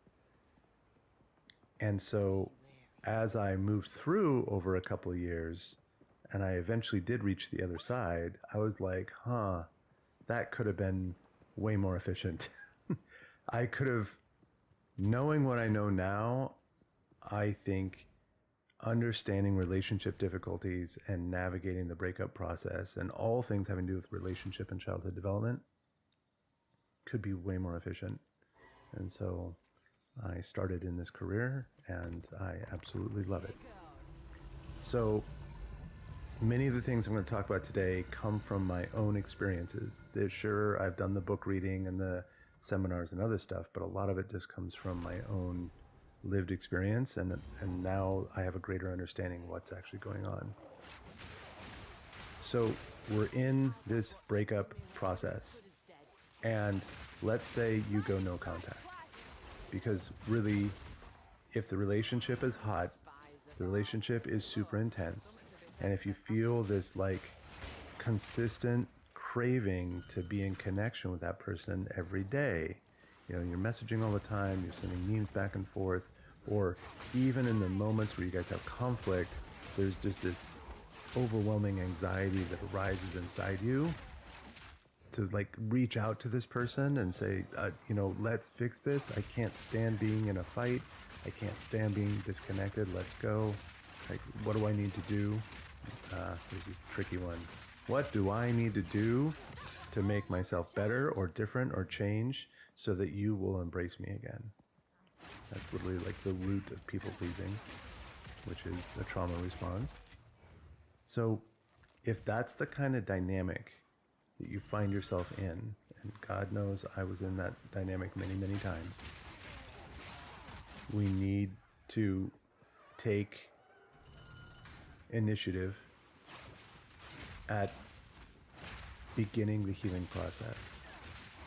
And the beginning of the healing process Why was it so hard to say that? It's not about fixing the relationship with the other person. to Kirby. Fixing the relationship with self. When we are wrapped up in this anxious cycle of like, I only feel safe when someone is focused on me, validating me, and embracing me. When that dynamic is happening, we are basically functioning like an addict. The way the relationship and the partner is showing up in the brain is very, very similar to the way a substance addiction functions inside the brain. And that's not a fun place to be. And you can see it as it kind of like takes over our life, and it's just like we become more and more focused on getting our fix and grasping and getting and pulling and reaching for it. And in the times that we don't have it, we amplify up into a very intense state of anxiety, dysregulation. Yeah. You get it? So basically what's going on here is we're going through withdrawal. We're going through withdrawal because vast portions of networks, neural networks inside the brain have become completely oriented and optimized for having the stimulating substance, stimulating drug, stimulating person. They've been optimized to have that available. So it's almost like you're putting a puzzle together, but there's half of it are just open pieces, right? You don't actually reach the end of the puzzle because you're using the other person, their presence, their attention, their validation, whatever, as the other piece of the puzzle. And the brain is like, I want to be complete. I want to be whole. I want to have a clean path and a clean way of making decisions and interacting with stuff, facing stress. And so as the network is basically assembled, it reaches this kind of jagged endpoint of the puzzle, and it says, the way that I complete that is to go over there and get the other half of the puzzle. This is kind of how the substance addiction process works, and how the person addiction or love addiction also works. The network is, the neural networks for decision making, emotional processing, and everything else are basically partially formed. And they're reliant upon, dependent upon another thing to fill in the other half of the puzzle. So that means we are in a state of incompleteness, and we're in a state of complete and total dependence upon another thing, person, substance, or whatever, being there in order for me to like function, in order for that neural network to function correctly. And so that creates the addiction. And then the best tool we have for addressing that issue, especially when it's with a person, is we have to abstain. We have to break the connection. We have to pull away from the thing that we're addicted to. And we have to sit here with ourselves and this kind of jagged edge of the neural network. And that is super, super uncomfortable. It's super uncomfortable because all these aspects of the neural network are basically saying, hey, we want to be complete. We want to do the rest, right? We want a complete puzzle here. And so it will basically start releasing chemicals and hormones inside our mind that will create feelings of craving, desire, compulsion to reach out for that thing. Give me the pill, give me the powder, give me the person. That's our neural network saying, give me the thing so that we can be complete, so that we can get what we need. And it's a real tragedy that we live in a world where movies and books and all this other stuff are romanticizing this idea that a person in that degree of craving for another human being, and we'll say, oh, they're just really in love. And it's like, nah, love has nothing to do with this. In most cases that you see this, like there was a time earlier, I mean, that was totally me. And there was a time earlier in my process where I was just like, okay, well, love is a part of this. Like, I met them and I fell in love with them, and then I developed this dependency dynamic and everything else. And I, then it just turned into something unhealthy. But as I continued researching and analyzing, kind of studying these experiences I was having, I realized, I said, nah, this is like, that was unhealthy from the beginning. Like, my entire system, attachment system specifically, was oriented towards having a half-formed puzzle, because this is kind of how the attachment theory works, and the attachment wounds form in the early childhood, is that the normal developmental process is to help a child move through stages, like basically it starts with an unfinished puzzle, mother and child together in what they call a dyadic bond, which means two, so two-person bond. And that child's attachment system is not completely formed, kind of on purpose, because that helps for us to survive and the bonding to happen and survival of the human species and everything else. So that's kind of intentional. But over the first 3 to 5 years, hopefully, in an ideal circumstance, that child learns how to put another row onto the edge of that puzzle, and they do another one, and they face a challenge, and they deal with stress, and they overcome that stress, and then they add another row to the puzzle, and then they do it again, and they do it again, and they do it again, and then as time goes on, they're facing a continuous sequence of stress. I don't know, I'm confused, I'm scared. Oh, look, I found a solution. I can do this. Oh, I'm capable. And then another row of the puzzle gets added. And then they're just like, oh, and then I'm more complete. I am more autonomous. I'm more independent. I'm more capable of living my own life. And then eventually, in an ideal circumstance, over the next 18 years of life, you reach a point where they reach the edge and they say, I am a complete and whole person. And I'm not in a dependent dynamic with another person or thing in order to complete this entity that is me. That's the ideal situation. But many, many of us didn't get the ideal situation. We didn't get that process. And it's like we learn how to function, we learn how to get a job and drive and earn a paycheck and do taxes and everything else. We learn how to function in these like cognitive, conscious, logical ways of living life, the logistics of living life. But from the emotional side, we didn't reach the end of the puzzle. From the emotional side, because our parents are unavailable or abusive or critical or whatever, we didn't get to complete the puzzle emotionally. And because the puzzle's unfinished, we're now looking for someone to come and complete that puzzle. And I come in with my half of a puzzle and you come in with your half of a puzzle. It's like, oh, look, zip. And we just zip together and it's like, ah, what a perfect match. And what do you hear? You complete me. Okay, great. Feels amazing. Super chemistry. Fantastic sex. Oh my God, we're so in love. Everybody sees it. La la la. Until it goes bad, which it always does. Until it reaches the end of that union, because neither person is a wholly formed individual. They are only complete when the other person is standing next to them. And so what's the strategy that we see so often around the world in many different cultures is that we have all these half-formed individuals. When the breakup happens, they go through this massive pain and agony and misery and self-doubt and everything else.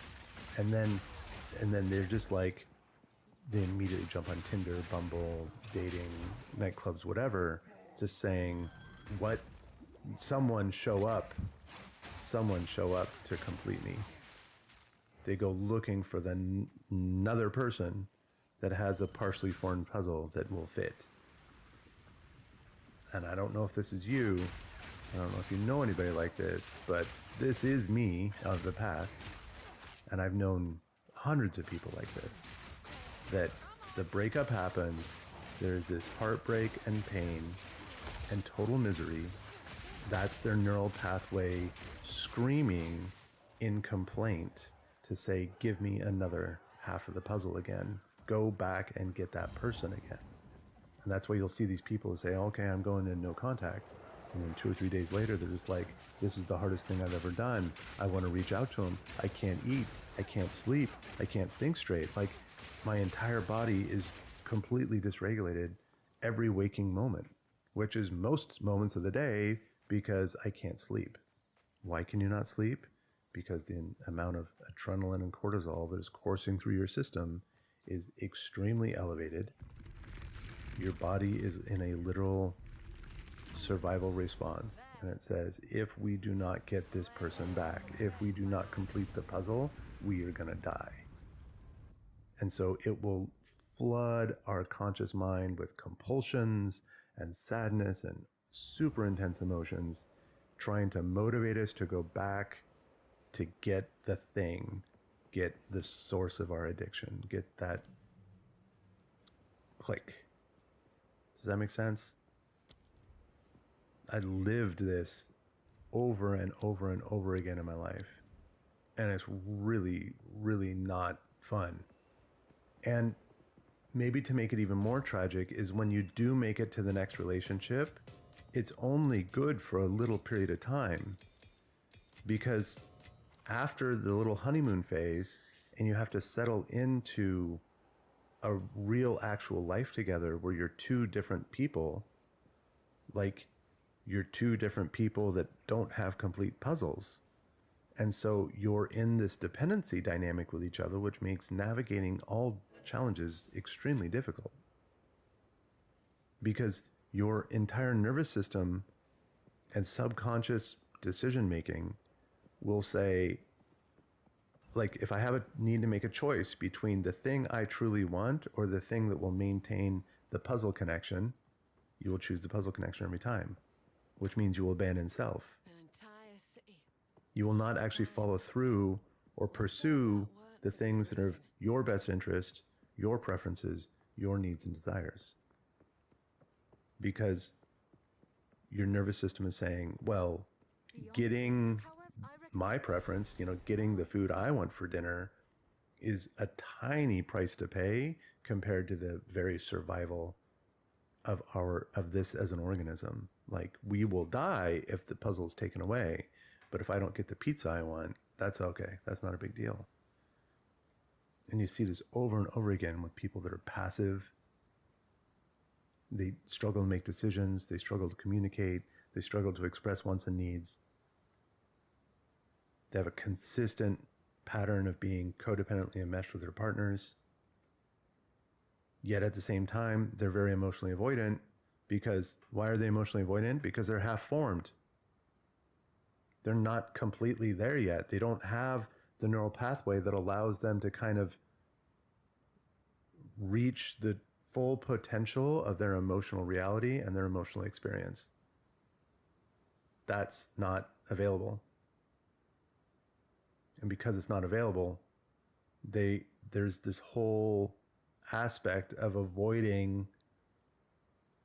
Their emotional avoidance is towards the things that they're incapable of doing, and they're incapable of doing because the puzzle isn't completely formed. But yet they get really good at finding a partner, clicking in place and saying, oh, now I feel good about life. I'm happy. I get to settle. Their nervous system calms down, usually for both people. Their nervous system calms down. They sit on the couch and watch Netflix. They have some sex. They go on vacations together, and they think it's fine. And they're just like, yeah, this is what being in a relationship is. It's like, yeah, sure. But what we know about attachment theory is that you bring children into that mix. Children literally passively absorb what they're around. And these children are absorbing all of the behavioral responses that both parents are doing. And the behavioral responses are being motivated by having an incomplete puzzle. So guess what happens in the child? The child does not absorb a complete puzzle of mom and dad together because that's two people. And the child's nervous system is observing a singular person. I'm one, they're one. And so it watches the behavioral responses of each person and it absorbs those. If this situation is one that freaks mom out, that's obviously a situation where freaking out is appropriate. The child learns to freak out in that same situation. And so, bizarrely, two people whose attachment wounds zip together to like kind of create a whole does not actually emulate and teach or model, it does not model and teach a child's nervous system how to be whole. The child learns how to be two halves that are both broken or incomplete. So what we see much more often is that the child will actually inherit fear-based attachment responses from both parents. So instead of the child being like, oh, this is a complete whole package, it's actually like, I'm actually getting the worst from both, not the best from both. From an attachment point of view, from an emotional processing point of view. So what does this have to do with breakups? Yeah, I know there's people out there that are going to watch this video and just be like, oh, this is going to tell me how to feel better. And it is. If you watch this far, there is a path through here that you will feel better. But it's not what pop psychology and romantic movies are telling you. The answer in this situation where you're going through a big, intense breakup is to understand the nature of your own nervous system and be like, I have wounds of incompleteness inside me that create tremendously strong compulsions to reach out for another and get that void filled and fixed. But in doing so, it sure feels good in a moment, but it's creating a long-term struggle. It's creating a long-term cycle where I'm going to keep falling in the same pit over and over again. And it's not a great place to be. So what do we do about it? What we do about it is we have to come to terms with our own woundedness. We have to understand that I have subconscious, very, very strong compulsions inside me that drive me to fill a void, to fill a need, to maintain an addictive relationship with someone that provides validation, attention, love, sex, whatever. It's really just validation. I need to understand that lives inside me. And then I need to take the initiative to say, what is that inside me? And how do I help that part of me feel whole when there's no one else around? There's no other person there that's going to fill my half of the puzzle. How do I fill that half by myself? And I already know the complaints to this one. I see this all the time in the groups. People say, if I'm a complete and whole individual, what even is the point of relationship? That is exactly the argument you hear from an addict. Like, I want to be addicted because it feels so good when I get my fix. I want to be codependently enmeshed because it feels so good when it happens. Oh, I'm just going to conveniently forget about all the times I feel miserable and like I don't want to go on with life and like I can't do my job and I can't drive and I can't eat. Like, we're just going to forget about all that. We're just going to focus on this moment of like euphoric bliss where my nervous system is like reeling like some kind of massive heroin high. That's what we're going to focus on. It's like, what is the point of relationship if you're both autonomous individuals? The point of a relationship at that point is to build something together with your combined strength. That's the point. If you look back in history, this is what humans have been doing for thousands of years. You build a family, you build a community, you build a structure, maybe you build a small paramilitary force. God knows, right? But the point is that you get two people that come together that are completely and wholly formed, and they have incredible power at creating anything. But it's not just that. It is, life is hard, and we each face challenges, and oftentimes those challenges are completely unexpected. And so if we have two completely formed humans, and this person suddenly has a major medical illness, and they're unavailable, they can't perform well or whatever, their partner is a completely formed human and says, I can step into a place where I take on more responsibilities in this relationship. I can care for my partner, I can care for the children, and I can help us thrive. And I can deal with the sadness and difficulties that come because my neural pathways are fully formed. But what you see, I'm not kidding here, over and over and over again, you see people that are in the codependent enmeshment bid, they say, we're all great, we're all happy, this is all fantastic. This is literally the marriage that I was in 10 years ago. Like everyone in the community knew us. Everyone in the community was like jealous of our love and our attention and everything else. But like we had this massive codependent enmeshment. And it's like, we're all great and happy until one person falls down. And when one person falls down, suddenly that person is like, hey, where's the rest? I'm not getting what I want. Like I'm not happy here. You're not fulfilling your part of the bargain. You're not completing my puzzle anymore because you've fallen upon hard times and bad luck. And so I don't want to be here anymore. And then they bail.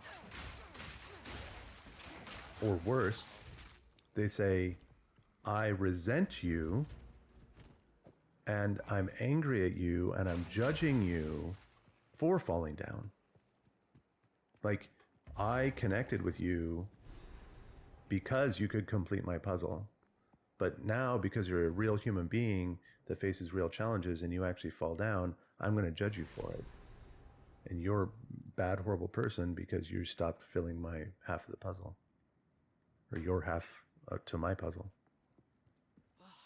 We see this all the time. That the moment that an anxious person, this is not all, but it's many, the moment that a person with an anxious attachment style is cut off from their source, the person that's providing the validating energy in the other half of the puzzle, they will demonize that person. How dare you take that away from me? Does that sound like love? Because that was me for a long time. And I eventually got to the point where I'm just like, wait a second, this attitude that I have towards this person doesn't sound like love at all. It sounds like just selfish addiction, which it was. I was like, whoa. Like, I thought I was in love with this person. Maybe I am. Maybe there's some aspect of me that is. But right now, the fact that she took that away, she took away my validation, she took away my reinforcement, she took away my supportive energy. Now I'm just angry and bitter. And I want to come up with all sorts of psychological labels so I can label her and tear her down. I want to dehumanize her into being a selfish, nasty monster. Because if I do that, then I don't have to come to terms with how I created that dynamic. I don't have to come to terms with the fact that I am a partially formed puzzle seeking someone else that fits. This is heavy stuff. And I'm sorry if this is not exactly the information that you want to hear, but it's the information you need to hear. The intensity, this is an unfortunate truth of the reality. The intensity of craving that a person has after a breakup is not an indicator of how much they were in love. It's an indicator of how many of their wounds were secretly motivating the whole process. The intensity of craving, the intensity of dysregulation during a breakup is the indicator and reflection of my own wounds, of how many of my wounds have gone unresolved, unattended, and just like smattered over with addictive behaviors. That's actually what's going on. It's not being driven by love. Because you think about it, you come up with what's your definition of love? Love is patient and kind and virtuous and, endures challenges and all that other kind of stuff. Well, love is just a place of wishing the best for the other person. It's like, okay, great. And what do you see from people? Like literally, Go out in the world, talk to 20 friends about their breakups or their exes, and what do you hear? You'll hear anger, vitriol, blaming, labeling, demonizing this other person. Not all, of course. There's some people out there that are just like, no, I have gentle and graceful breakups with my exes. But what we see a lot is we see people with just this pain and vitriol towards the ex. And I'm just like, if you've got pain and vitriol towards your ex, there's a very good chance you were never in love to begin with. Or you might have been in love, which is really just attachment panic, but you didn't actually love them as a human being. You were just there to get. You showed up and you got to invest in this relationship because they were giving you another row of your puzzle. They were giving you the other half. They were giving you an energy and validation and attention that can fill your void. And that's actually why we're there. And so as long as they're there and they're providing, I've got all these positive feelings and all these expressions of love and everything else. But the moment they step away, the moment they can't do that anymore, it's like, F that guy. He's a jerk. She's a covert narcissist. She's got this problem or that personality disorder, whatever. It's like, yeah, you were in a covert contract that was never negotiated, and you were in a dependency dynamic, and both of you are probably filling attachment voids that you just keep ignoring.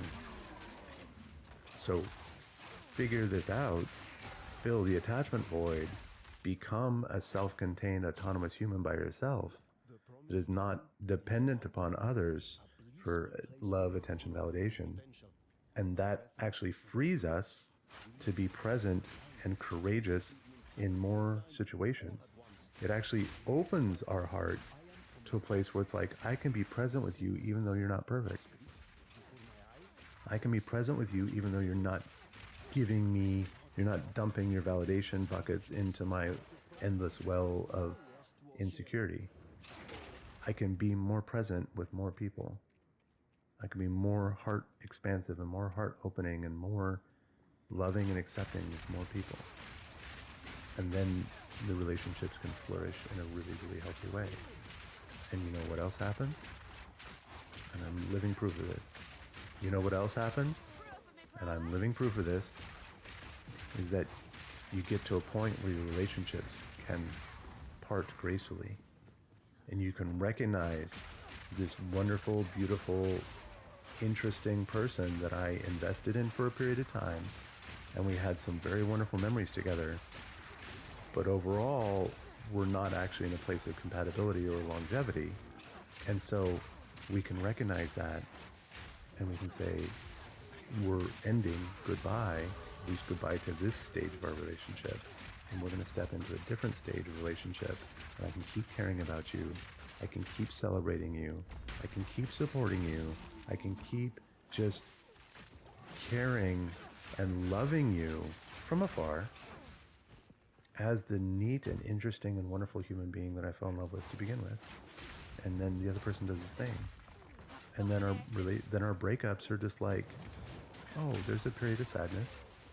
There's a period of grief where it's just like, oh yeah, something that was a lot of fun and nurturing and yummy has to go away.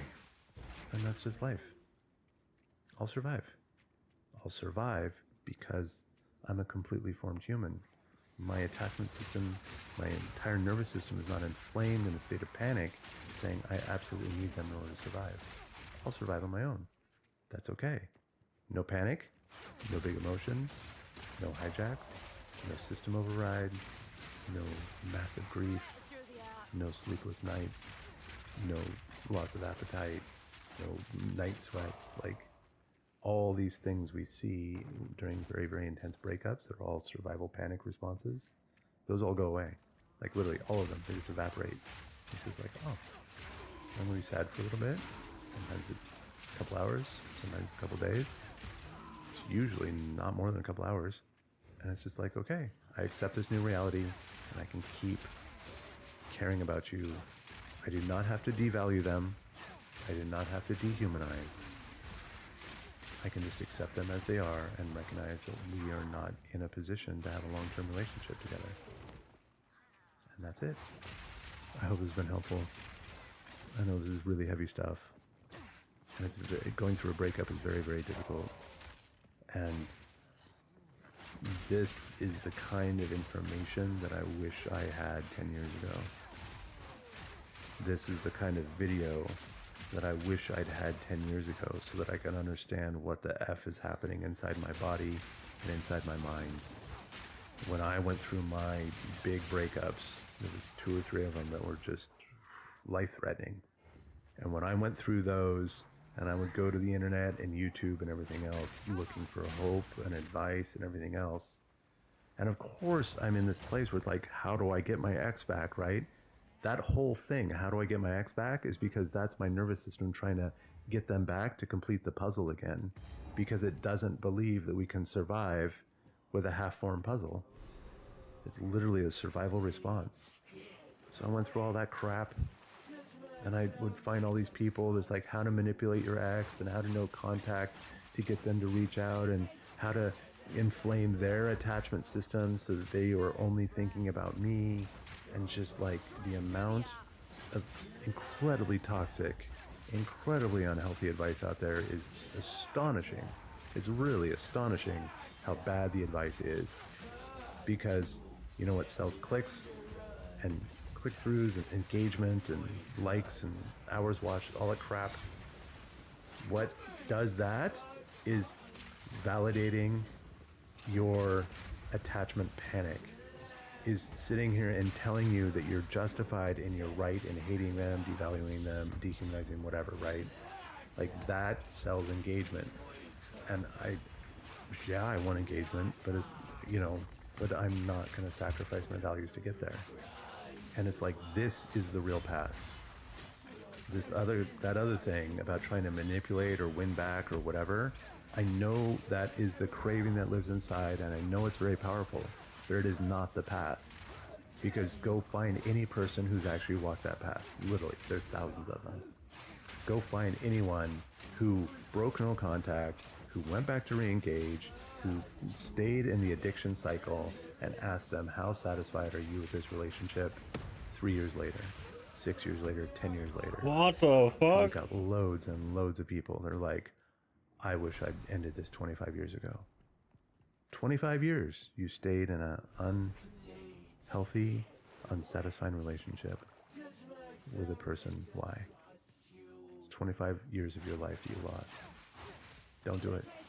Find the answer. Find your attachment wounds.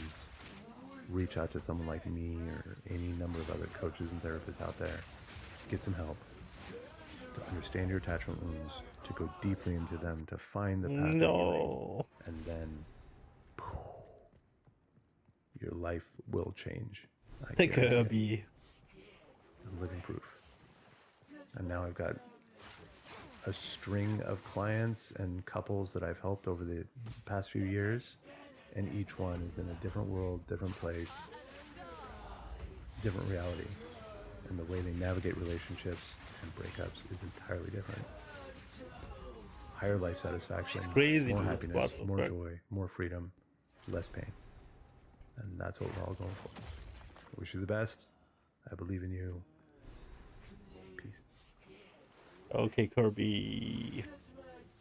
I've met lots of people who were suicidal because of that, but also unwilling to take care of themselves, because they were so guilty about who they were and their mode of being in the world that they just felt that they weren't worth the damn trouble, and well, and they all had their own particular reasons for believing that, their own failures, their own improper sacrifices, let's say, their own acts of individual malevolence. But they're summed up in a lovely metaphorical manner, horrifying metaphorical manner, in those ancient stories. And those stories explain to us, too, why as well that our consciences don't sit well with us, and why we always feel that there's something undone that we should be doing in the world, which is a much better pathway to take, by the way, than to degenerate into nihilism and catastrophe.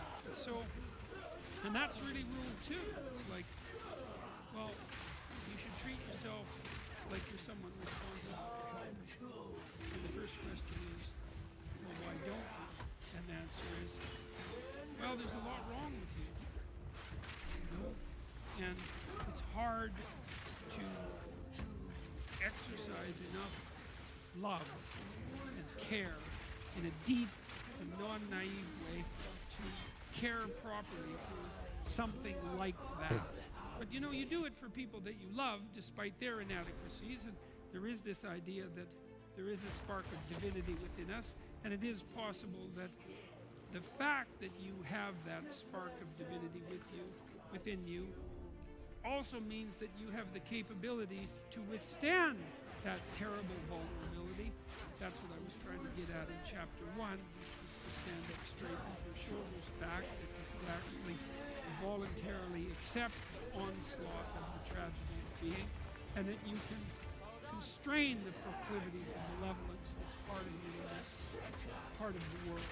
And in that you can discover your own value, your own intrinsic value, your own nobility, and all of that might be more powerful than the forces of vulnerability and malevolence themselves, which I also happen to believe. And I think that that is in some sense the fundamental hallmark of faith. And so chapter 2, and to some degree chapter 3, So there is AoE damage. people who want the best for you is Okay.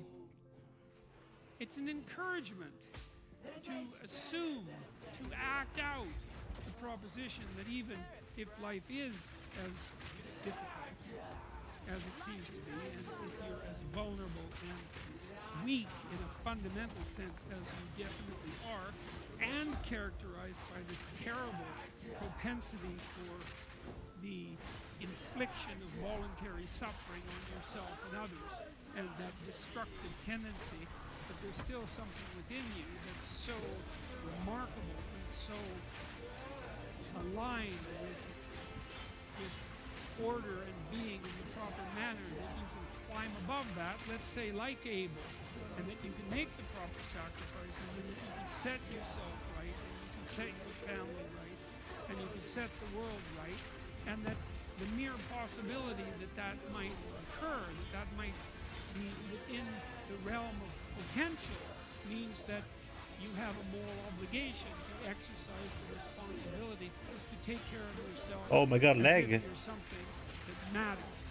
And that if you What the did fuck? that properly, it might turn out that what you did would matter. That it would matter to you, that it would be meaningful in the way that things that matter are meaningful, and that it would matter to everyone around you.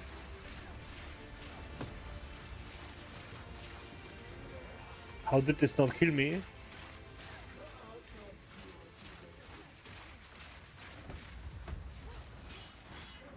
Hey guys, welcome back. Thank you for joining me for another video. So this week, with everything that's going on, I want to talk about obsessive thinking. So I've been getting a lot of messages, and even with my private clients, you know, with all of this time on our hands, we have time to obsessively think about past relationships. We have time to kind of ponder and wonder, like, what went wrong and what happened and what did I do? And especially when we're obsessively thinking about an ex or a past relationship, and we know we're over it. You know, like, you know that place where you're kind of, you know you shouldn't be with this person.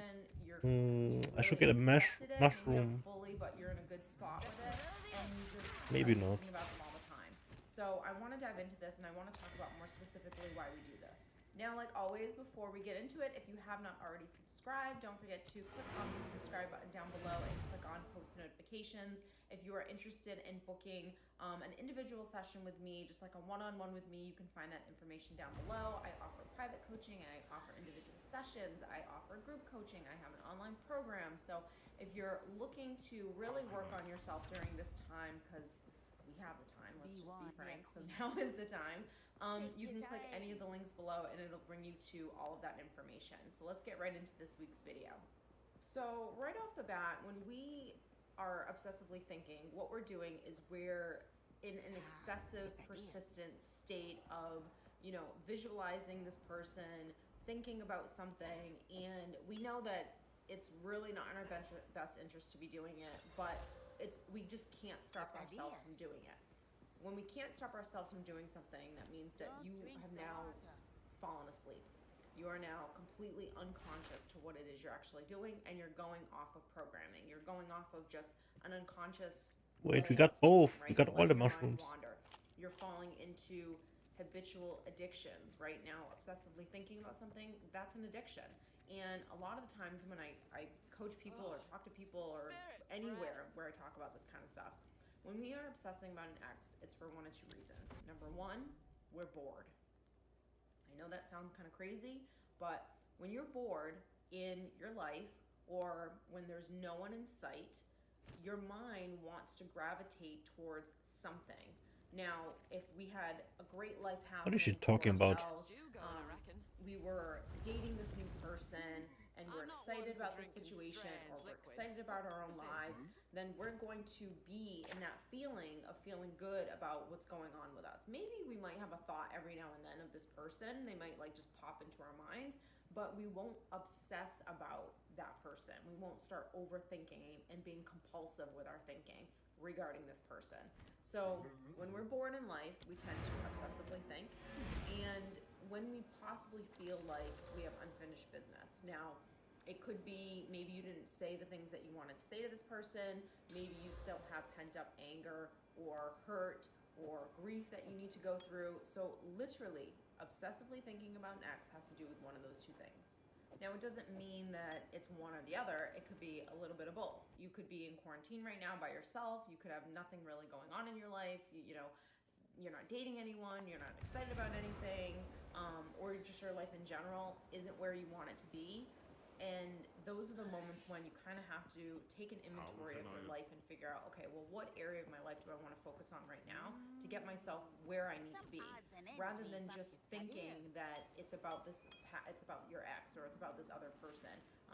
Maybe I did make a mistake. What did go wrong? Are they happy? Like all of that thinking that really doesn't do you any good. So when you start to kind of take responsibility for your own self, when you say, you know what, I'm a grown adult and I need to learn how to take care of myself mentally and emotionally, you need to, and this is why we call it self-parenting, you need to be the parent to yourself to know when you're doing something that is not good for you.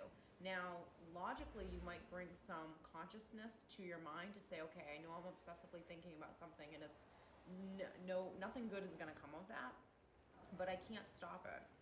It's no different than having a child. It's no different than talking to someone that you really Time to love. eat something, so You have to be the maybe we adult can watch a yourself. guide or You something. have to be able to detach.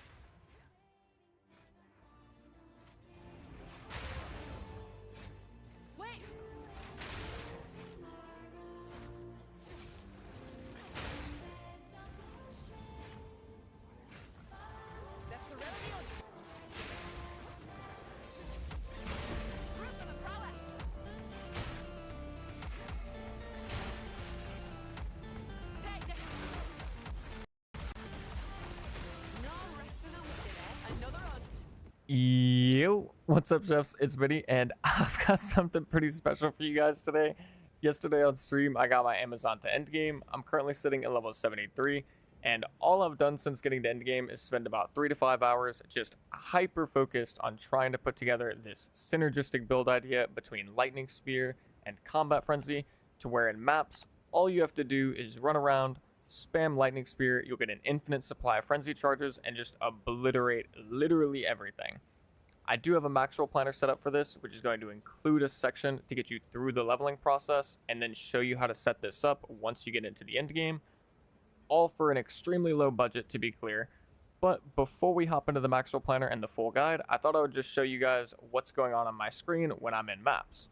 So here's a recording. I'm just going to show you guys really quick and just, you know, I'll let you see for yourself. Kaboom. Kind of looks like double heralds, I'm not gonna lie. Kaboom. And then here, before this, just to be clear, this is a rare monster. For those of you that don't know yet, the nerfs to monster HP that GGG did in the campaign does not affect the end game. So end game is still like pretty damn tough, I'm not gonna lie. It's maybe overtuned, it's hard to say for sure. But even with that being said, this is a rare pack. This is like a tier 5 map, and I'm wearing rags. I have dog shit gear. I'm like level 73, so this is, you know, the correct level zone for me or whatever. And this is a rare pack. Yeah. So I finally got it working pretty well. And let's go ahead and hop into the max roll guide. Let me break it down, explain to you what's happening, and I'll get you guys set up so you can start blasting.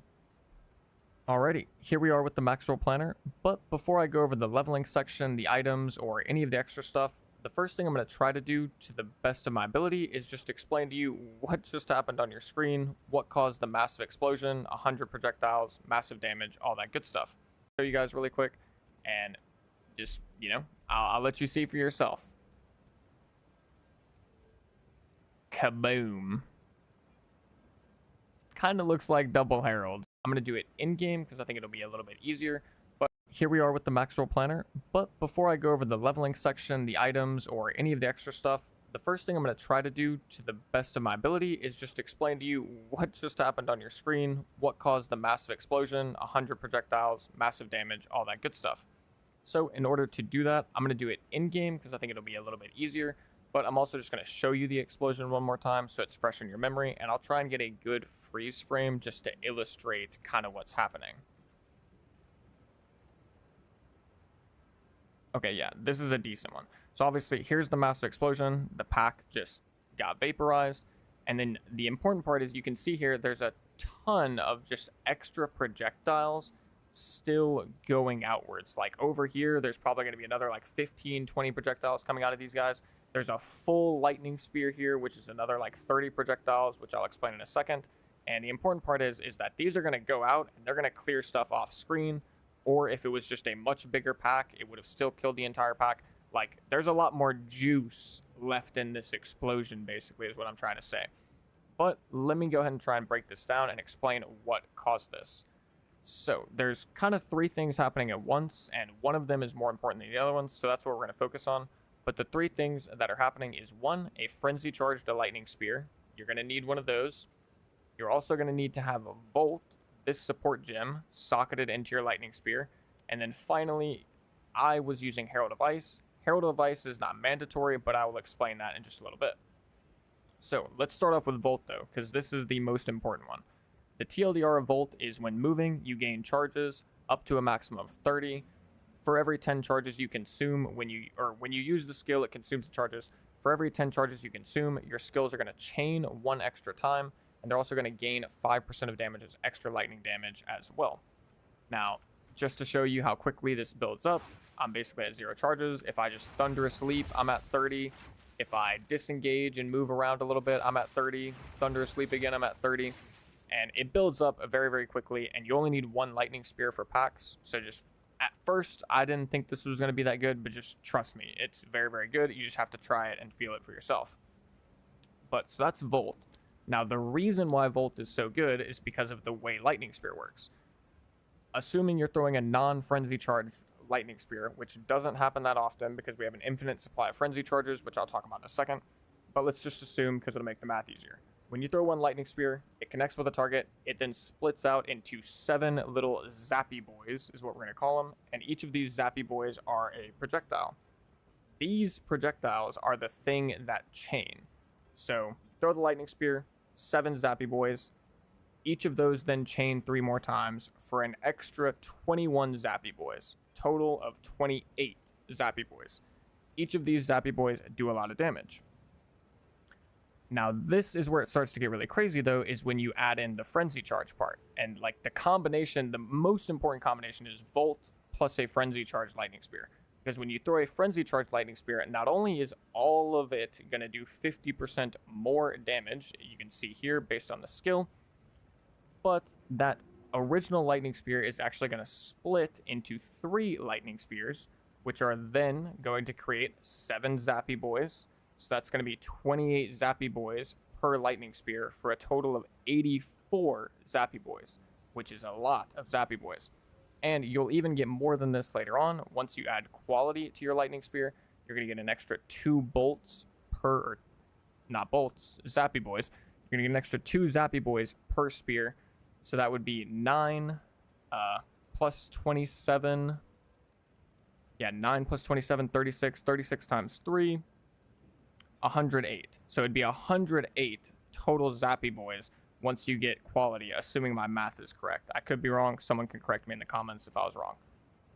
And that's where the bulk of the damage comes from. Keep in mind, these Zappy Boys, since they're chaining, they can go back and forth. If you've got 2 big monsters right here, it's just going to go bing, bing, bing, bing, bing, bing, and it's going to kill both of them. I've seen this happen plenty of times before, so it feels amazing. Moving on from that, let's talk about where we get the frenzy charges from, and that is Combat Frenzy. Combat Frenzy says, gain a frenzy charge when you freeze, electrocute, or pin an enemy no more than once every 4.5 seconds. We have Profusion, which gives us an additional 50% chance to get an extra charge, and then when you get quality on Combat Frenzy, you get an extra 20% chance for a total of 70% chance to just get 2 frenzy charges every 4.5 seconds because you're going to be freezing all the time. And now the way we freeze is through this helmet, the 3 dragons. You've maybe seen this helmet before. It was used in some builds last league, but the important part here is lightning damage from hits contributes to freeze buildup instead of shock chance. So now when we throw our lightning spear, instead of shocking, it's going to freeze. The freeze is going to give us a frenzy charge. That's going to empower our next 1 or 2 lightning spears. Big, massive kaboom. And just to be clear, that first lightning spear that you throw that's not frenzy charge infused is still very strong, like, to be perfectly honest. So just to keep in mind there, just thought I'd let you know that. And of course, since we are freezing, that means we are able to benefit from Herald of Ice. Now you might be asking yourself, if you're playing Huntress right now, you might be sitting there asking yourself, well, why are you freezing? Why not just do Electrocute? Why not just put Electrocute into Lightning Spear, and then you'd be good to go, right? You don't need the unique helmet.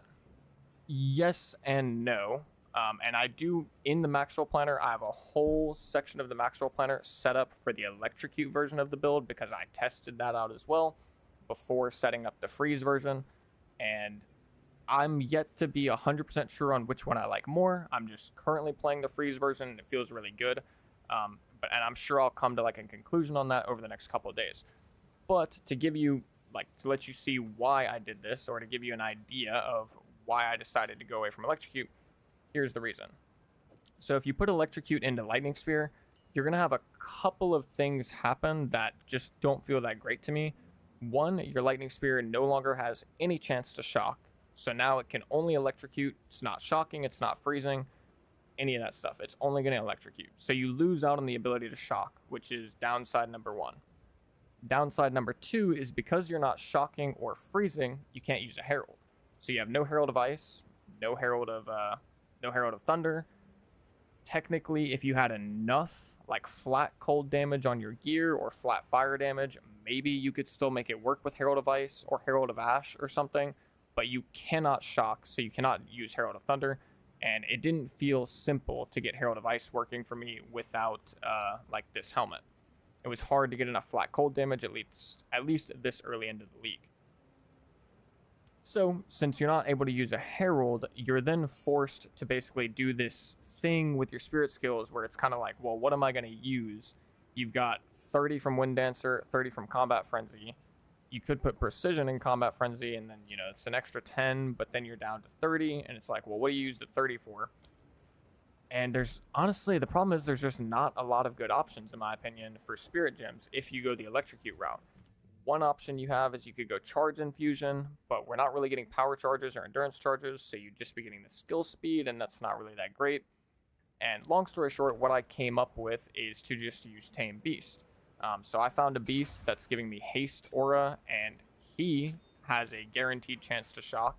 So he's got guaranteed chance to shock and haste.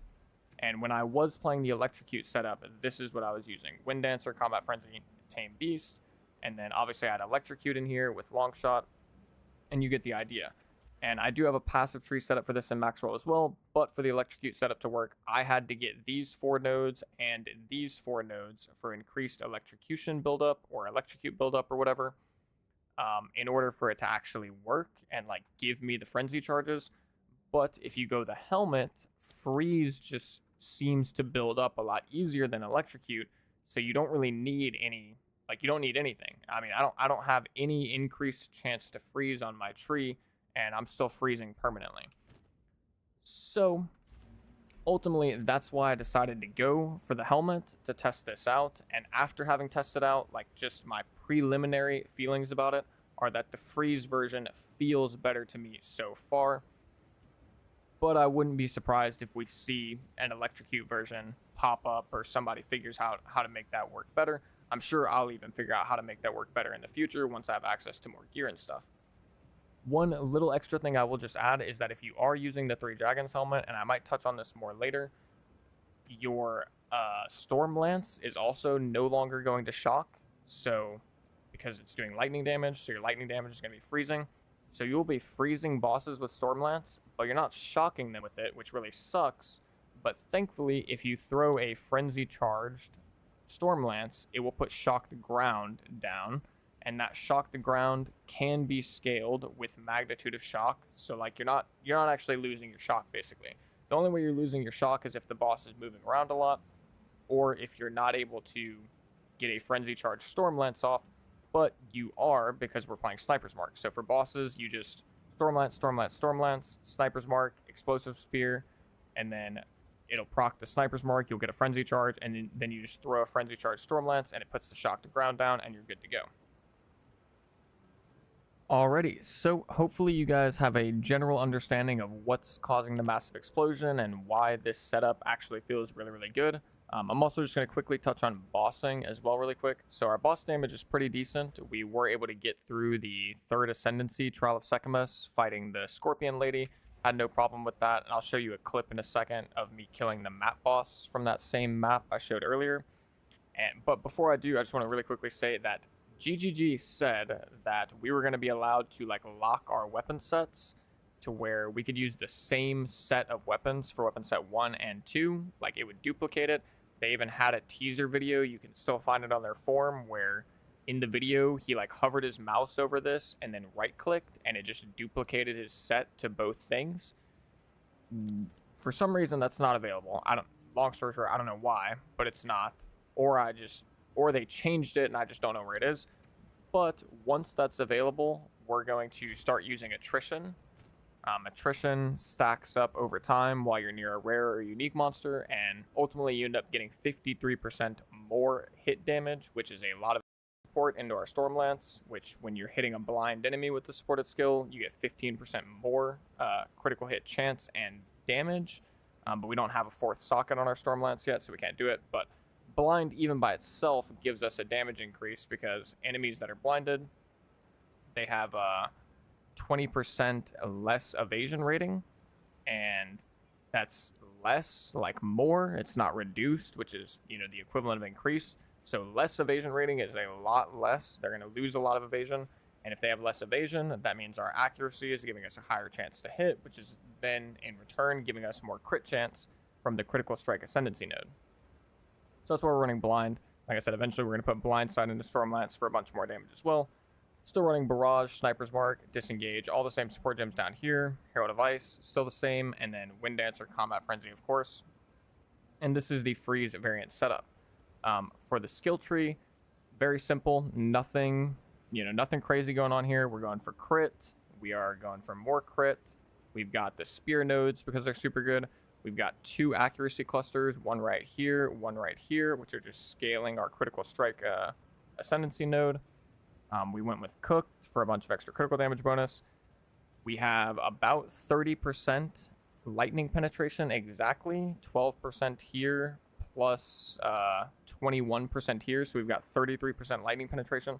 So this is going to be just enough lightning penetration for the Trial of Secamus bosses, the final boss of Act 3 Cruel. Like most like early tier bosses have 30 resistance. You don't really see bosses with 50 resistance until like the pinnacle bosses like Zesht and Zarok and stuff. So right now we're sitting at 30 resistance. When we fight pinnacles, we're going to get more lightning pen, but we don't need to worry about that right now. And yeah, nothing crazy going on. It's pretty solid, pretty standard. And right now we're just looking to finish out this little cluster, but we got to get a couple more levels for that, obviously. The electrocute variant, basically the same thing. The difference is we need these electrocute nodes right here and right here, which are eating up 8 total points. And then on top of that, we're also still keeping harness the elements for this setup, because with the electrocute setup on bosses, we are igniting, shocking, and chilling. So it's 45% increased damage. But for the freeze setup on bosses, all we're doing is freezing, on the freeze setup, all we're doing for bosses consistently is chilling and igniting, or chilling and shocking, my bad. So we're chilling and shocking, so it's only 30% increased damage, which is not quite as good, and just freeing up the points for other stuff felt pretty good to me. For the leveling variant, it's similar to the electrocute setup. You just don't have the electrocute nodes, and it's like less points. You would have this many points right around the end of the campaign. So as you're going through the campaign, you can just follow this passive tree, and you'll be good to go. And for ascendancy nodes, I always forget these. For ascendancy nodes, in this consistently is chilling and igniting, or chilling and shocking, my bad. So we're chilling and shocking, so it's only 30% increased damage, which is not quite as good.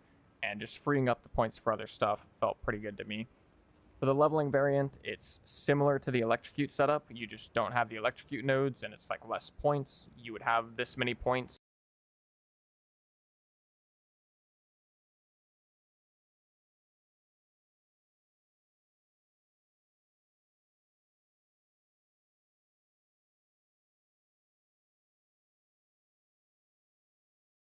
Right around the end of the campaign.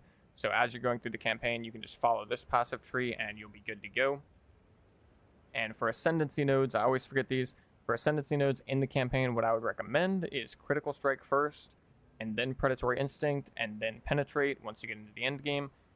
If you have a spear with a lot of accuracy rating directly on it, like this, like on the spear right here, then you can take penetrate first instead of predatory instinct, but you probably won't at this point, so you can just wait to get penetrate till later. With that being said, I'll just quickly touch on this penetrate node. Accuracy is insane. As you can see, I've got an accuracy rating rune in my spear. Before that, I had a 20% increased physical damage rune. That's what, a 20% increased physical damage rune. And with that, my lightning spear was doing like 10,000 flat DPS. With the accuracy rating, I gained like 700 DPS. Accuracy rating is cracked. It's so good, especially flat accuracy on your weapon. Once you get penetrate, it is so much damage. So just keep that in mind. Moving on from the passive tree, for the leveling variant of the skills, I should have probably touched on these a second ago, but I'll just go over them now. So when I was leveling up, I was making use of Volt and Lightning Spear, but I just wasn't doing anything with Combat Frenzy, really. I have Combat Frenzy here. I will edit this really quick, actually. This was supposed to be Herald of Thunder. My mistake.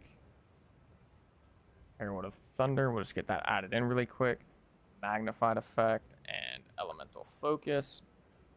So yeah, so for leveling up, I was still using Lightning Spear, but I wasn't electrocuting or freezing. Obviously, we didn't have the unique helmet, and the electrocute just didn't feel as good in the campaign. I did try it, but it just didn't work as well because it's hard to get like all 8 of these nodes and still have enough damage at that point to sufficiently electrocute. Like, enemies are just dying too quick.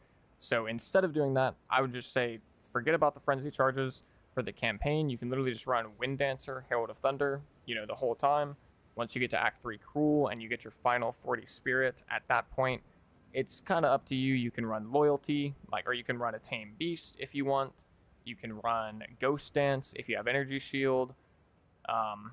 Just do whatever you want, basically. It's really up to you. That third slot, there's just not a lot of good options unless you either commit to Electrocute, and at that point you can go Tame Beast, and you have to find a beast with good mods. Or if you go the freeze version, then you can use Herald of Ice. For the Electrocute variant for endgame, everything is basically the exact same, except we're using Electrocute instead of Ice Bite. So we're still using Longshot, but it's instead of Ice Bite, you use Electrocute. And then instead of Herald of Ice, we use Tame Beast with Loyalty and Meat Shield. For some reason, Maxwell Planner didn't let me put Meat Shield as a support, so I can't put it. So just do with that what you will. But I'm using Meat Shield. It's a Tame Beast, Wind Dancer, Combat Frenzy. And yeah, that's the Electrocute setup. Everything else stays the exact same though. So, and it functions basically the exact same, except it just doesn't, you don't have the explosions from Herald of Ice, and you're getting whatever bonuses you have from your Tame Beast. So mine has haste, so I'm moving around faster, which feels pretty good. But the beast does die in one hit, even with Beat Shield, so it's kind of meh.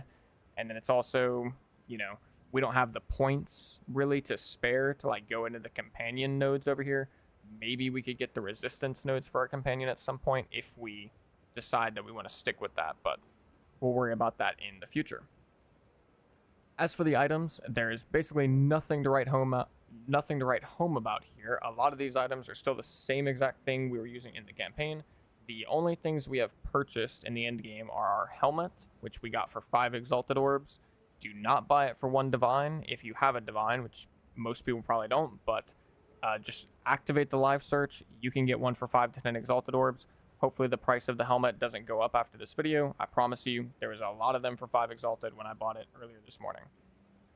Then we also bought a spear. The important part of the spear is the accuracy rating and physical damage. Also, the flat cold helps, but you don't need flat cold. This could be flat fizz. It could be flat fizz, flat cold, flat fire, flat lightning. Any of those would honestly pretty much be fine.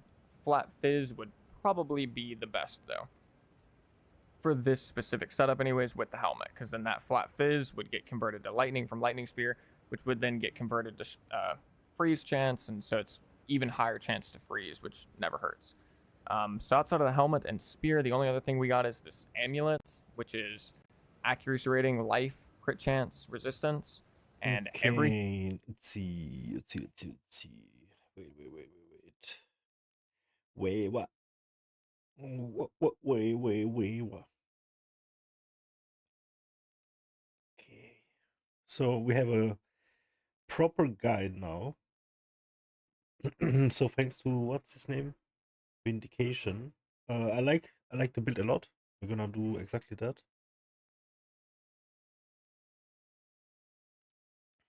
Let me see, where is the thing?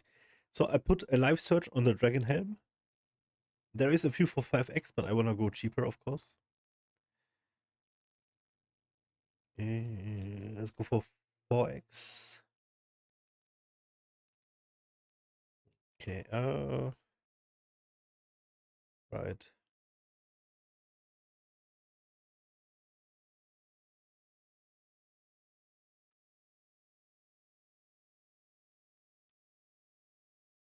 Also, we're gonna tame a monkey now.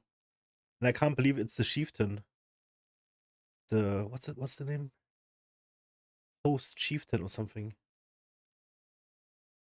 The monkey, I remember him. A few leagues ago, I used to farm him a lot on my witch. So we can Pokemon him. Let's see what happens.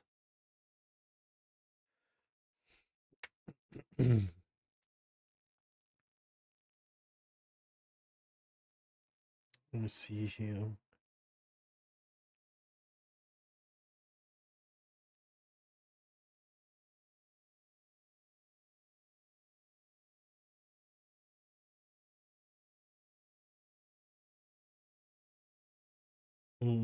So I'm not gonna play with Volt yet. Oh, somebody's selling. Wait, do I even have 4x? Bro, I have exactly 4x. It's a good roll as well. Oh, one guy for 1x.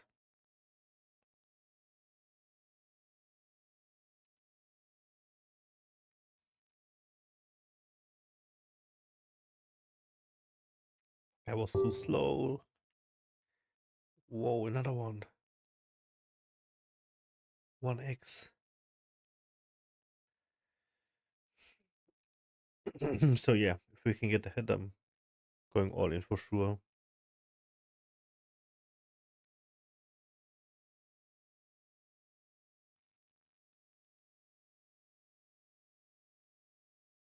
Let's clean up the support.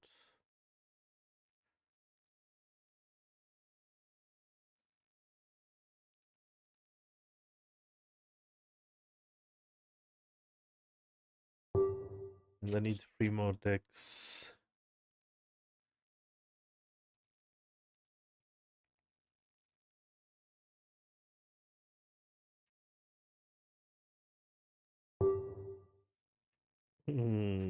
People are spamming them for 1C.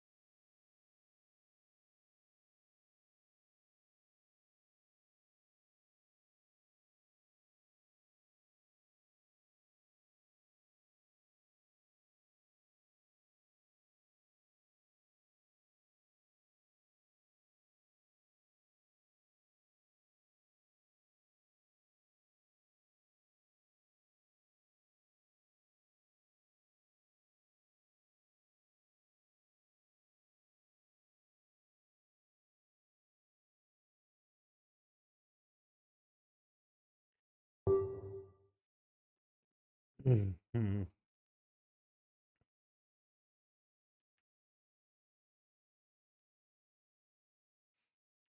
I whispered them all for 1C, but they're all gonna be getting spammed.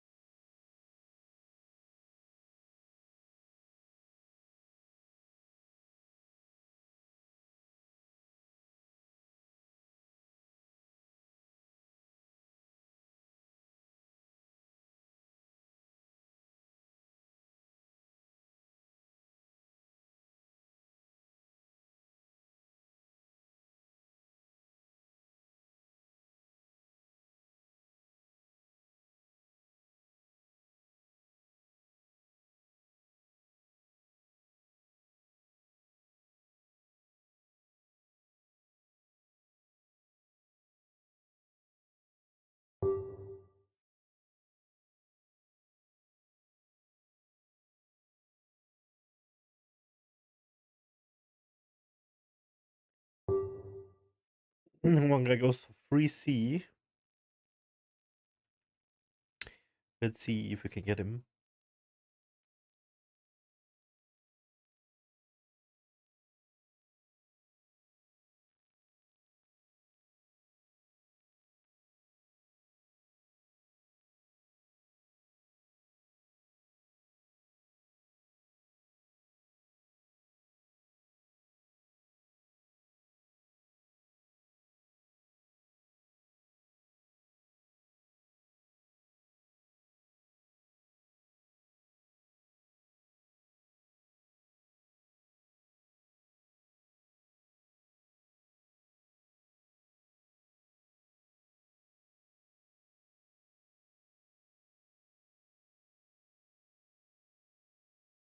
Why is there a red cross around the skill?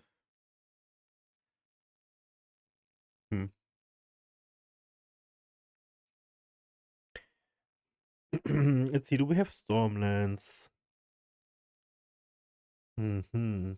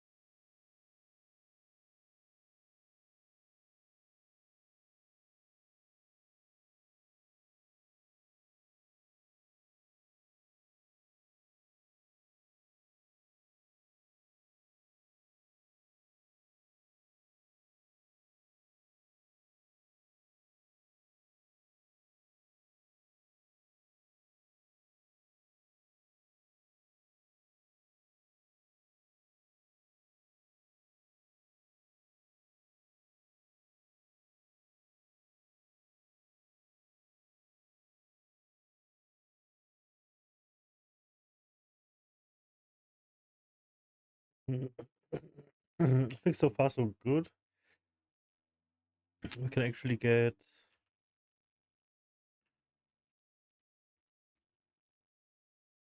four cakes.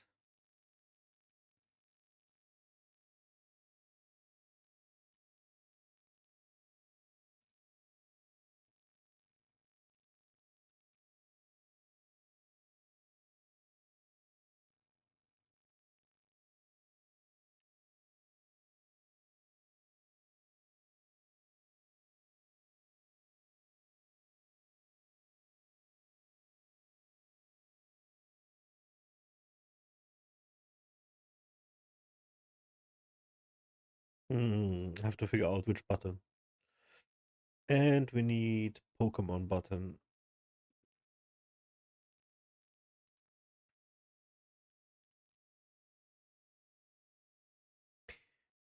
Okay, let's catch a monkey.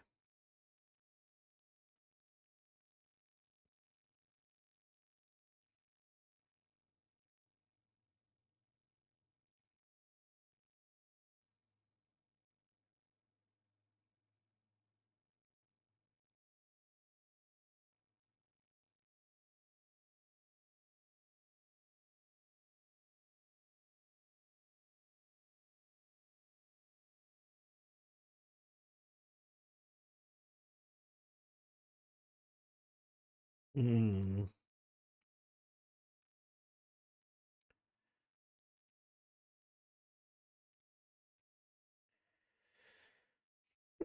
Okay, level 3. We can get a monkey and then we do the ascendancy.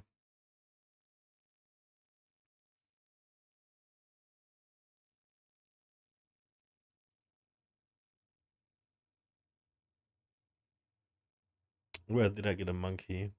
Here? Infested Barrens, maybe?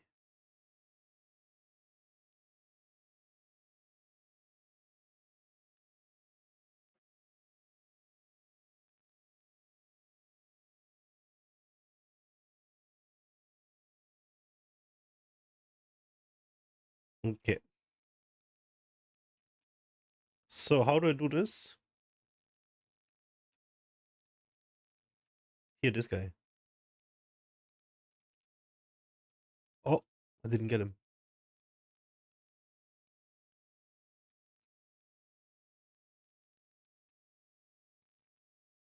Here we go. What? What happened? What happened? What happened? How do I catch them?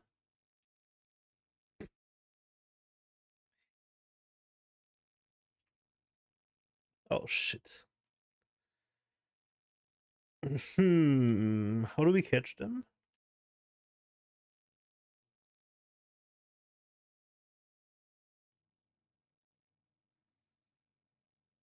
To capture it on death? Didn't I do that?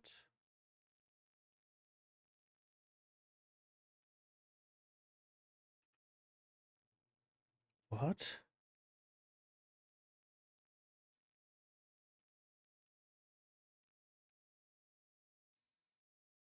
Let's find another monkey.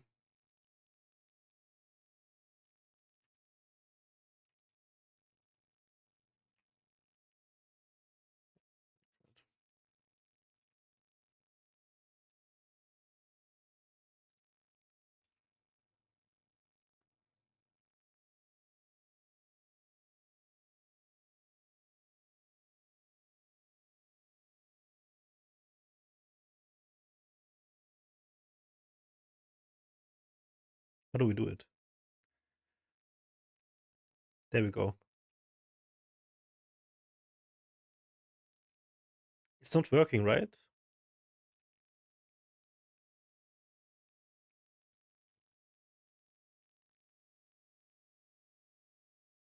Hmm?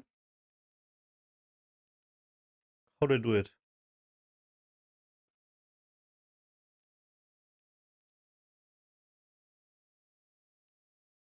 What? As soon as you like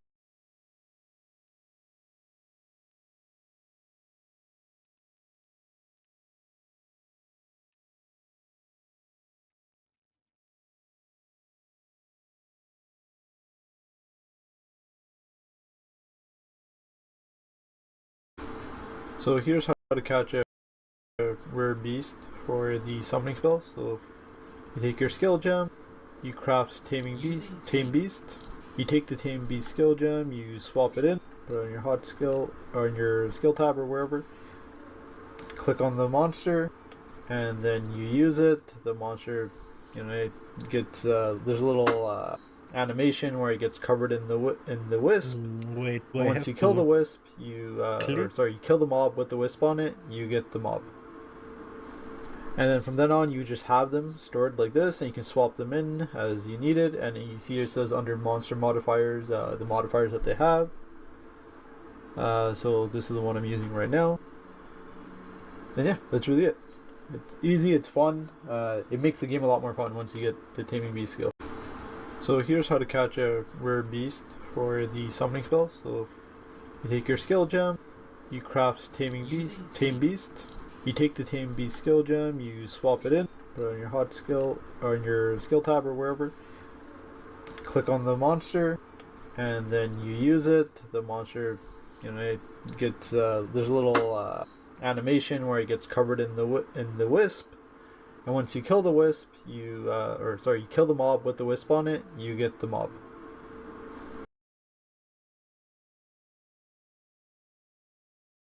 I'm gonna try and click. Like left click.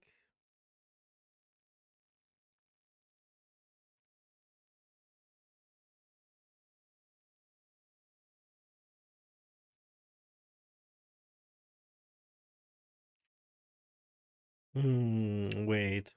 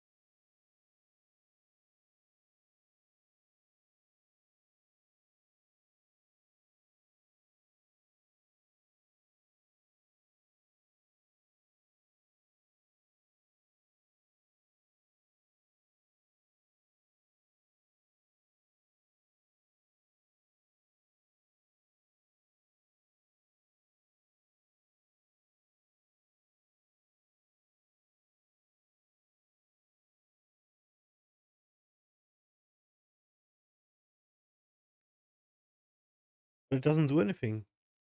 Now he's alone.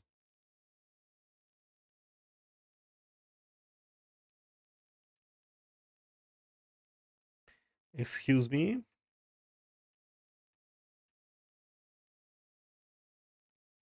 And then from then on, you just have them stored like the monster. You know, click on the monster, and then you use it. The monster, you know, it gets there's a little animation where it gets covered in the wisp. And once you kill the wisp, you kill the mob with the wisp on it, you get the mob. And then from then on, you just have them stored like this, and you can swap them in as you need it. And you see it says under monster modifiers, the modifiers that they have. So this is the one I'm using right now. And yeah, that's really it. It's easy, it's fun. It makes the game a lot more fun once you get the taming beast skill. So here's how to catch a rare beast for the summoning spell. So you take your skill gem, you craft tame.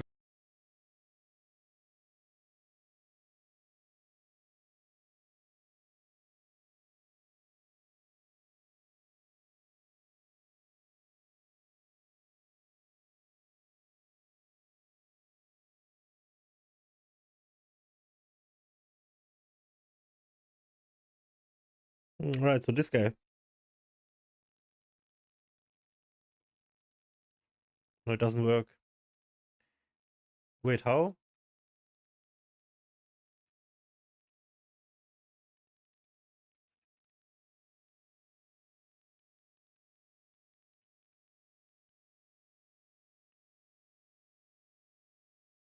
Hunted?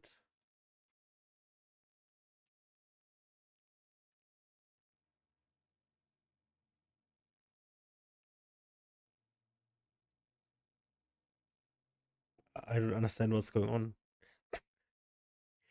What the fuck, bear?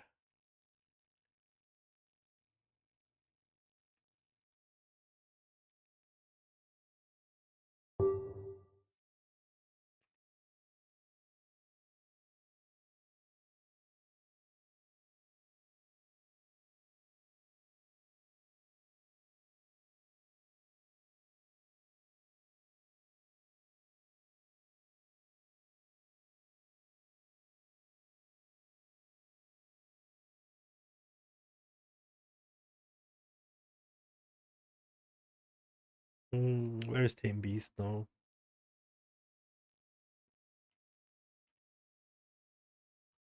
Where did it go? Wait, we got him? Account bound. How do I activate him?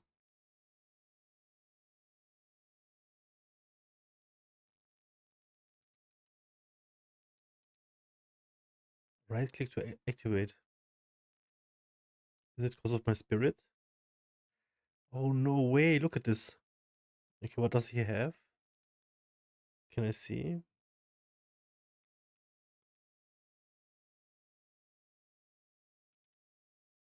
So it wasn't obvious at all. Okay, let's see. So he doesn't seem to give any buff or something. He's just like a tank. I mean, it's better than nothing. We need one with haste buff and shock. It's probably farmable, but I don't know where to look. Too lazy to look it up.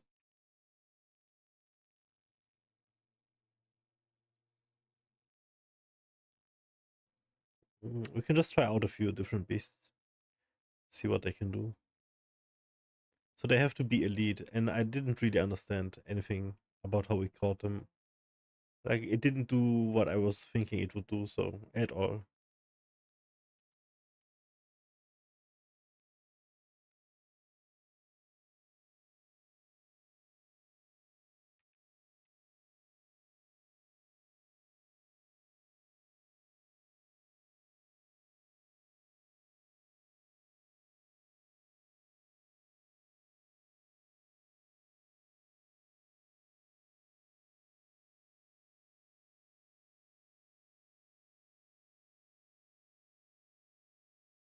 Two buttons. That's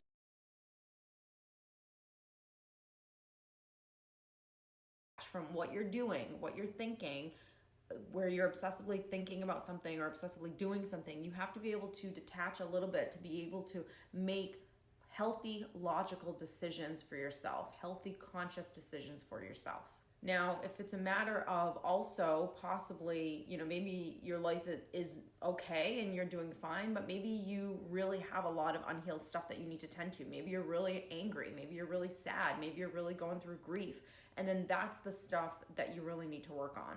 A lot of the times, I feel like when relationships end, especially when we're dealing with someone who's narcissistic, definitely when we're dealing with someone who's emotionally abusive, whether you ended the relationship or if someone abruptly ended it with you, Yeah, what is this? want closure.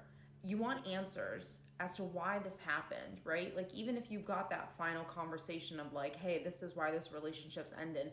Maybe the person didn't say, hey, I'm sorry for the way I treated you. I'm sorry for the fact that I cheated on you. I'm sorry for the fact that I'm leaving you right now. Whatever. Oh, Maybe it's you a want one that use. apology. Maybe you want that recognition. Maybe you want to just find the answer to Cool, the so I can question, just like, bank this why one? did this happen? Why is this person the way Alright, they are? that's What happened with me? sick, Like, all dude. of these kind Pokemon. of sometimes unknown questions that you're never, or unknown answers that you're never going to get.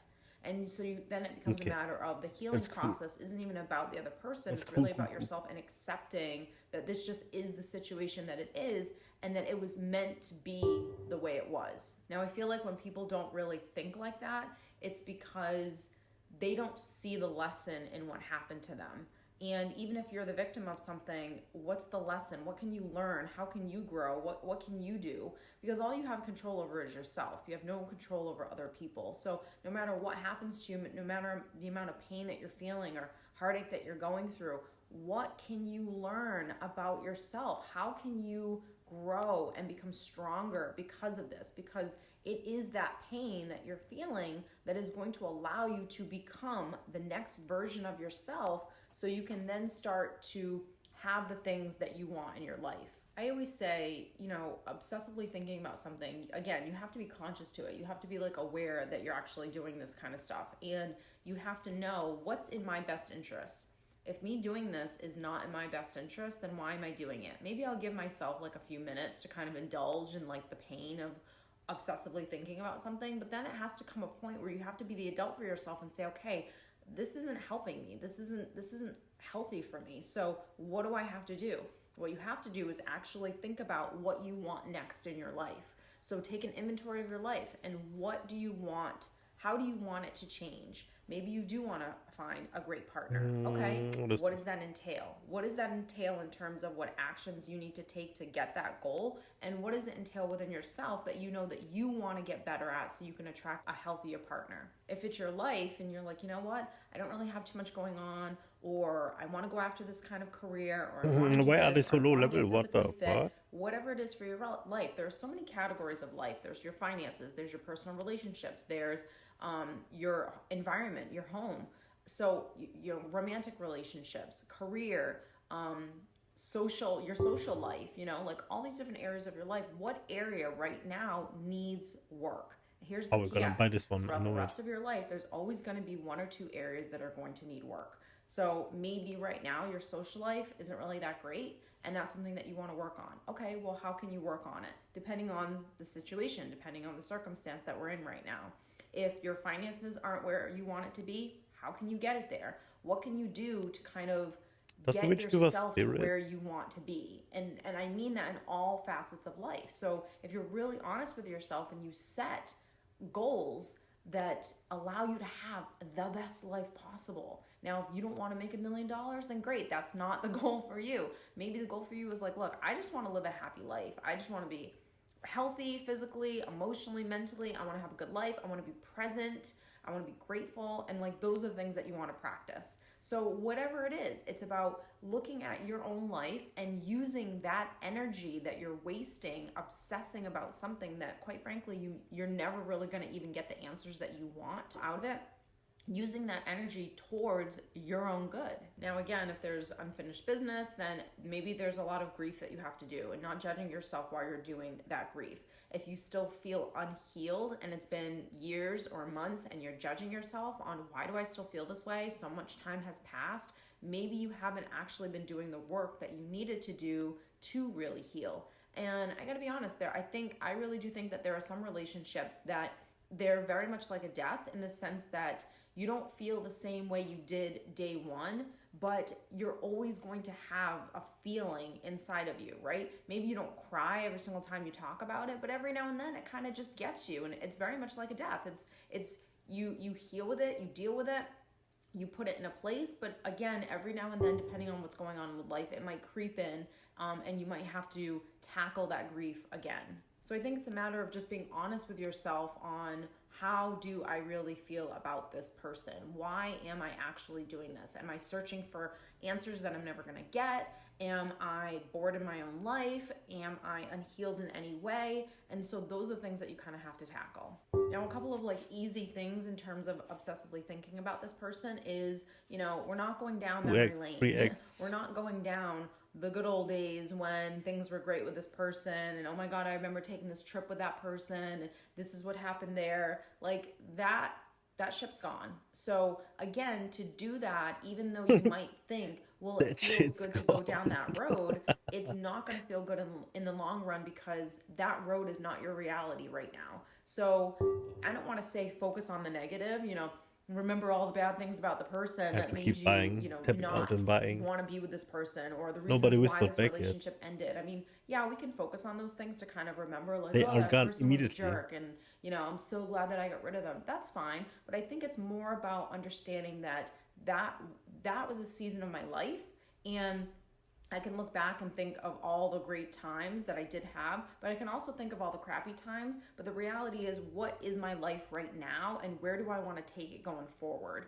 In my opinion, I would rather someone obsessively think about the future in terms of getting themselves to where they want to be, not fear of the future, not fear of the unknown, not worrying about all that stuff, but spending their time thinking about what do I need to do to get myself to where I want to be, versus thinking about what was, and how what was maybe was supposed to be so good than what is right now. That's, in my opinion, that's BS. If you're honest with yourself, you'll recognize that that relationship, even while you might think that it was absolutely perfect and maybe you didn't see the red flags or anything like that, it doesn't matter. For whatever the reasons are, the relationship ended, and that's not the person that you want to be with. You don't want to be with a person that doesn't want to be with you, and you want to look at who you are today and what do you want for your life going forward. So I hope that has helped you guys understand why sometimes we obsessively think about people, especially during this time when we have all the time in the world to think. Use this time wisely. Use this time to really work on yourself. Use this time to read books, to listen to tapes. And when I say tapes, I mean YouTube, podcasts, anything that's kind of feeding your mind. Invest in programs, invest in your own self, so you can, set those goals for yourself and get yourself to where you want to be. I really, really, really can't stress that enough. Do home projects, figure out what hobbies do you want to do that you've never done before. What do you want to do with your career next if you're, laid off or you aren't working right now? Like, what can you do that is productive, that'll help you to be happier than maybe you were before? So again, I hope that has helped you guys. If you liked it, don't forget to comment down below and give this video a thumbs up. I will see you next week. Wie du deine Gefühle für jemanden abschalten kannst. 15 einfache Schritte. Sich selbst gegenüber zuzugeben, dass der Mensch, für den man starke Gefühle hat, einen nicht liebt, ist erschütternd und nicht leicht zu ertragen. Was jedoch noch schwieriger ist, ist die Frage, wie man die Gefühle für jemanden abschalten kann, dem man einfach scheißegal ist. Sich bewusst zu sein, dass jemand, für den du Berge versetzen würdest, keinen Finger für dich rühren würde, weckt ein breites Spektrum von Emotionen in einem Menschen. Zuerst bist du wütend. Dann kannst du nicht anders, als dich zu fragen, warum du nicht gut genug für ihn bist, und dann versuchst du, um seine Liebe zu kämpfen. Bis du endlich die bittere Wahrheit akzeptierst und verstehst, dass es deine einzige wirkliche Option ist, deine Gefühle für diese Person auf die eine oder andere Weise auszuschalten. Es spielt keine Rolle, wie viel Zeit du mit dieser Person verbracht hast, ob ihr beide jemals in einer echten Beziehung wart oder ob du sie einfach aus sicherer Entfernung liebst. Der Punkt ist immer derselbe.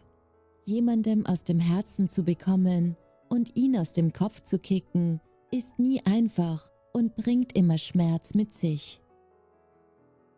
Und auch wenn du es vielleicht im Moment nicht glauben kannst, Es gibt tatsächlich effektive Dinge, die du tun kannst. Wenn du folgende Schritte ausprobierst, wirst du dich schneller von dieser Person lösen können, als du denkst. Erstens, akzeptiere die Realität. Es spielt keine Rolle, ob du deine Gefühle für jemanden abschalten willst, mit dem du eine offizielle Beziehung hattest, oder für jemanden, der nie wirklich dir gehörte. Wenn du dich fragst, wie du dich von jemandem ehrlich entlieben kannst, ist der erste Schritt immer der Wahrheit direkt ins Auge zu sehen und dein Bestes zu tun, sie zu akzeptieren. Was auch immer du mit dieser Person hattest, ist zu Ende gegangen und sie wird nicht zurückkommen, so sehr du es dir auch wünschst. Anstatt also zu versuchen, sie zurückzugewinnen, anstatt deine Energie daran zu verschwenden, sie dazu zu bringen, dich zu lieben, bewahre deine Würde und zwinge dich selbst, die Signale zu erkennen und die Tatsache zu akzeptieren, dass sie sich nicht für dich interessiert. Lass nicht zu, dass du dir Hoffnungen machst oder dich mit irgendwelchen nicht existierenden Hinweisen auf ihre Gefühle zufrieden gibst. Diese Person liebt dich nicht und es ist an der Zeit, dass du aufhörst, einen Platz in deinem Herzen für sie freizuhalten. Zweitens, gestehe dir selbst deine Gefühle ein. Wenn du herausfinden willst, wie du deine Gefühle für jemanden abschalten kannst, musst du dich auf viel Selbstbefragung gefasst machen.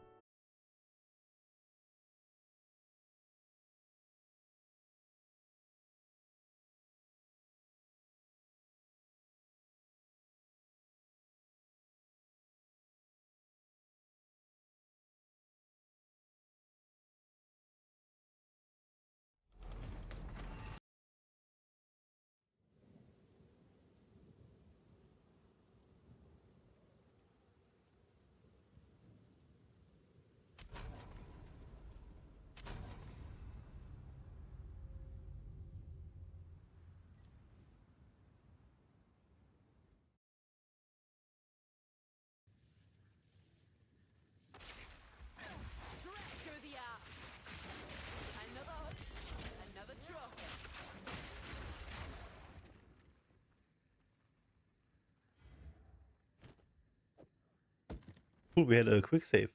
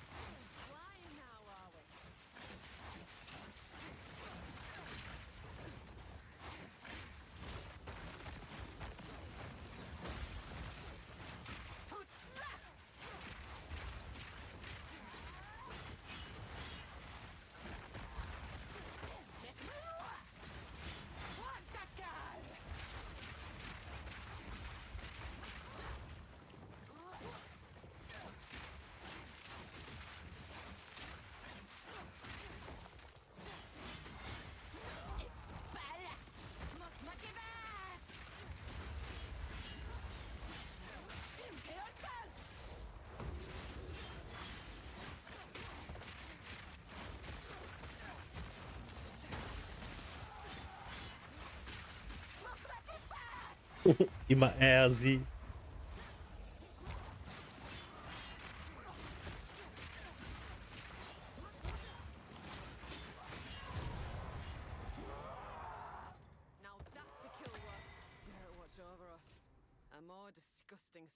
Das ist das schlimmste Video, das ich je gesehen habe.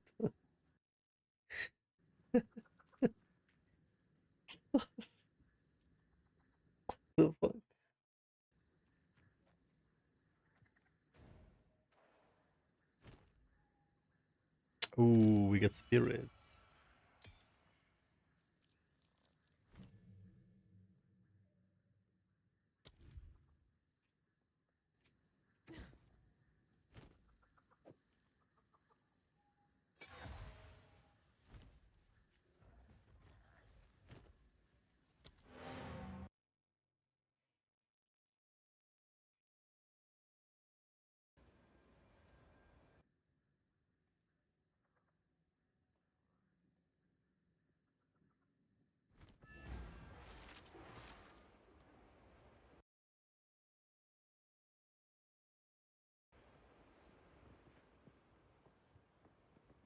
You?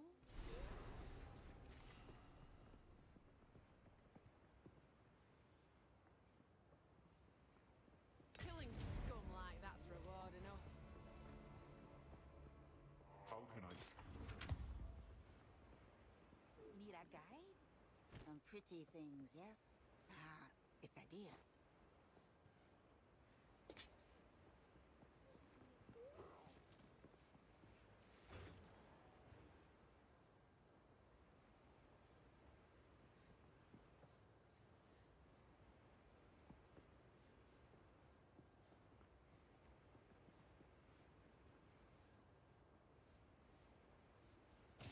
I'll take it.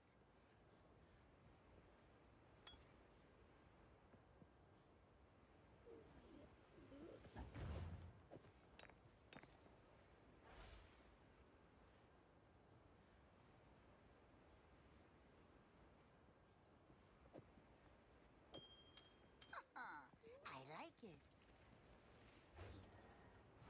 Keep your eyes sharp.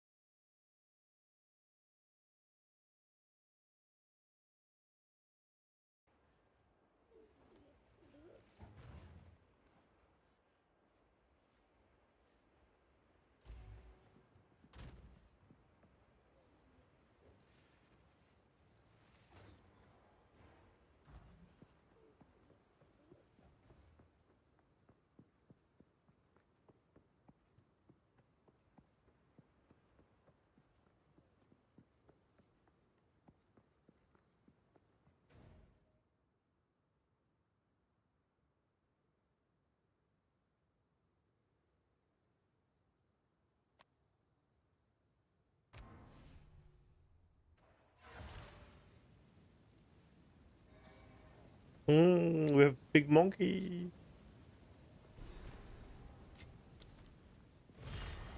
An exiled as Mary hunts for a new purpose.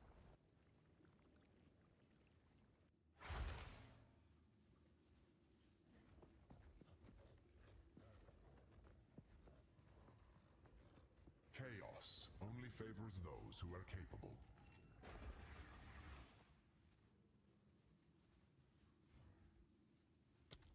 Lightning descends.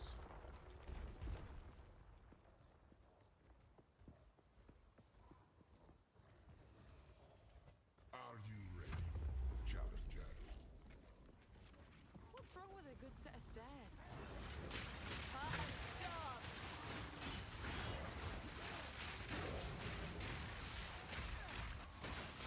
That was almost a challenge.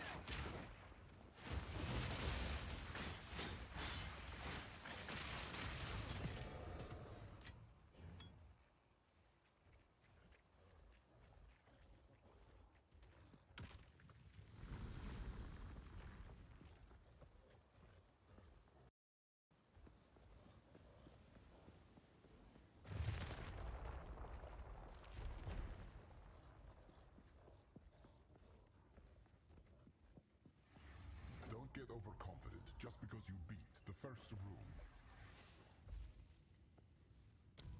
Lightning always strikes twice.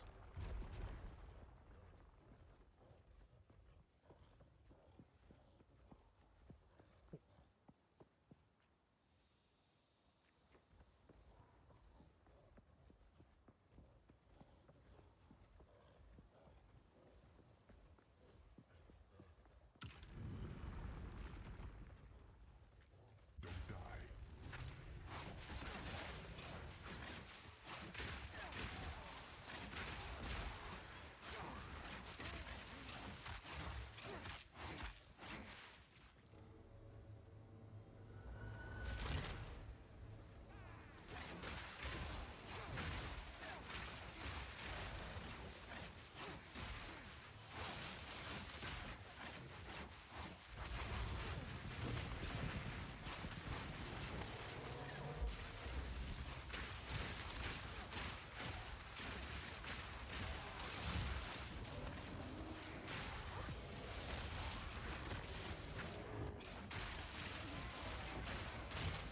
Need more time.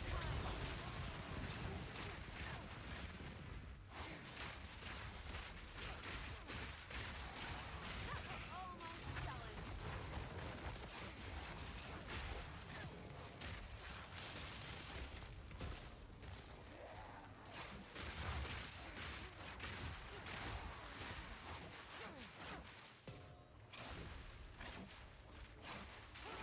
Stretch the up.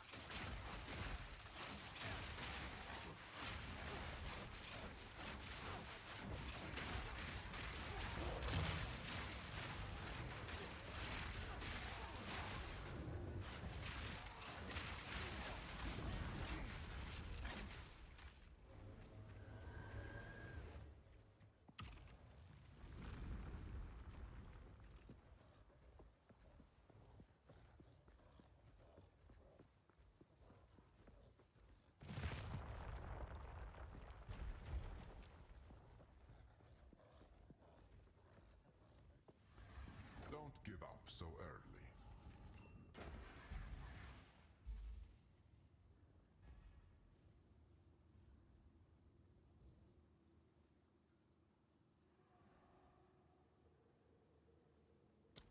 Your gateways are down.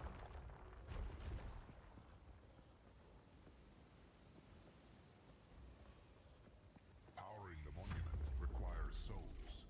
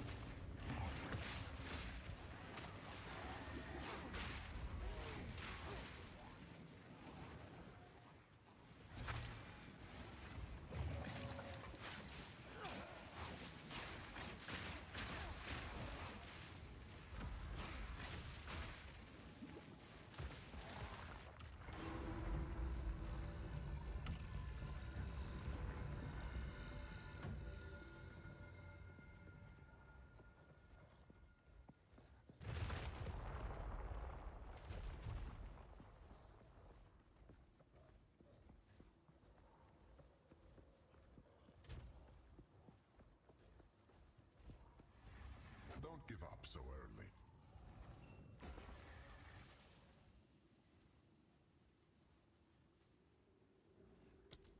The dead yet chase after you.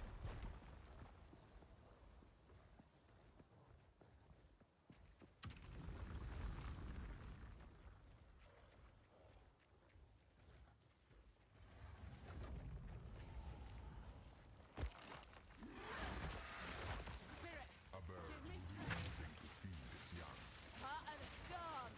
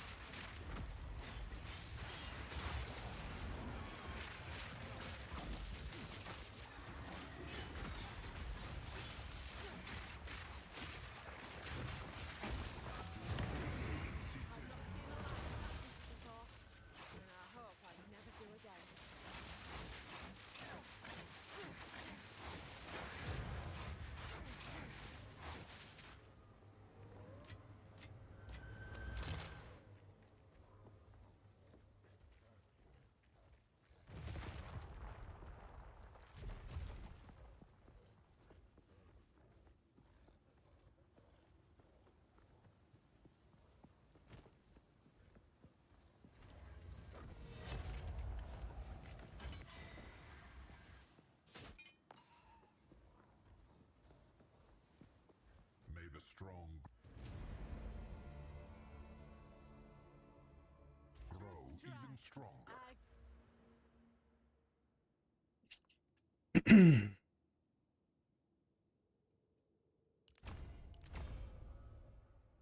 Grow stronger.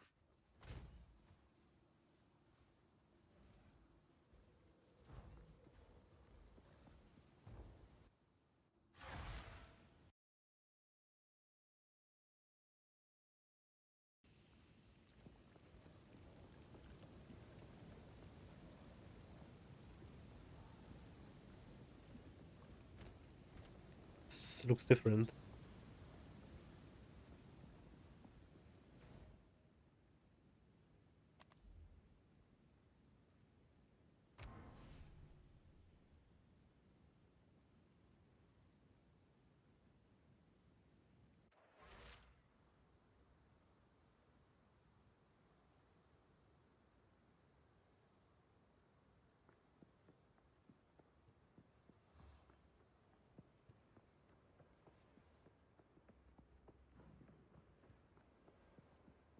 What have you learned? Need a guide? Anything catch your eye? Ah, it's a deal.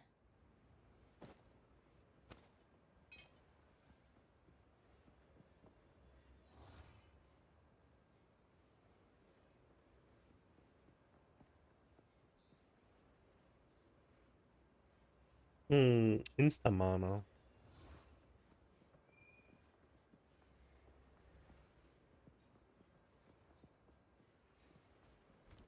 Farewell.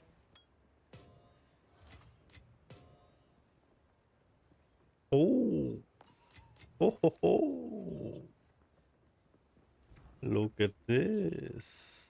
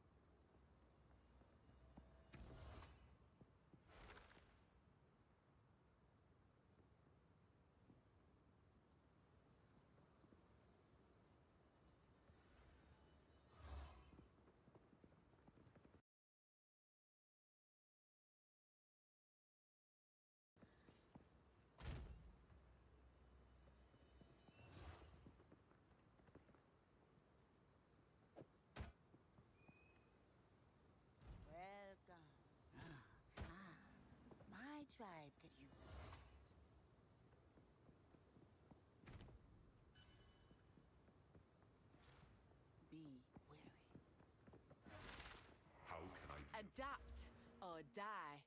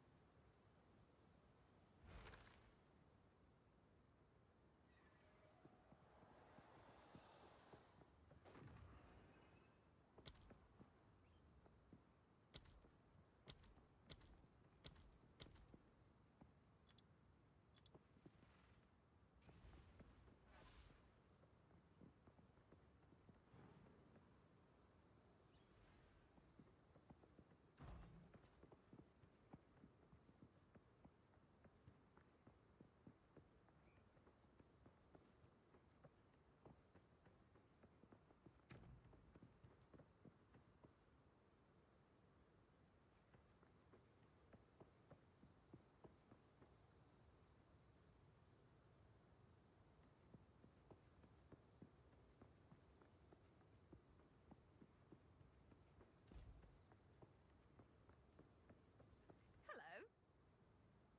How can I help?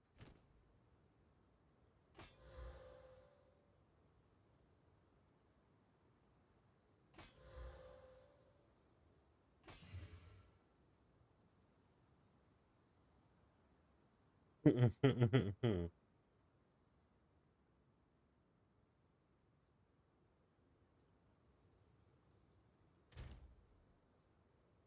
there. I think that's pretty good.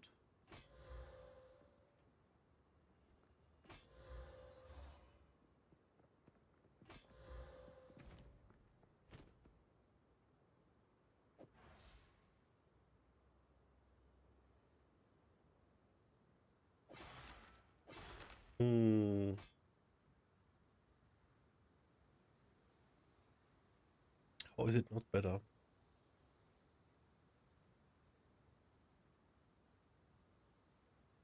Because of the lightning damage.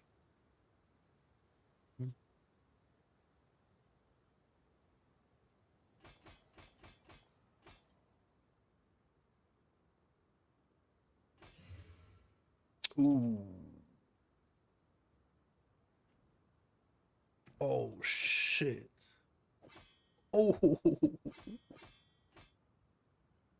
Okay.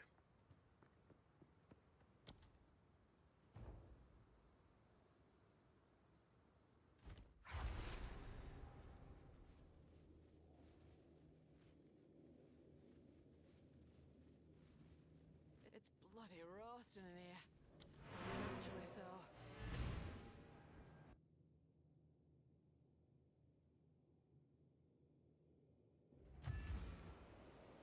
Oh, lucky. On the last gold. Quickly. Yeah.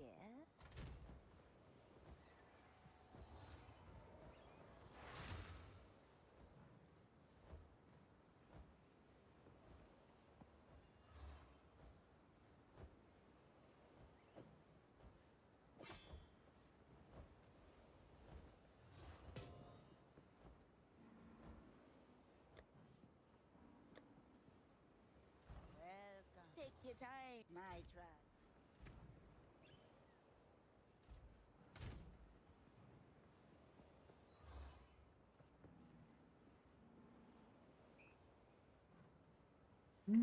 It's pretty cool.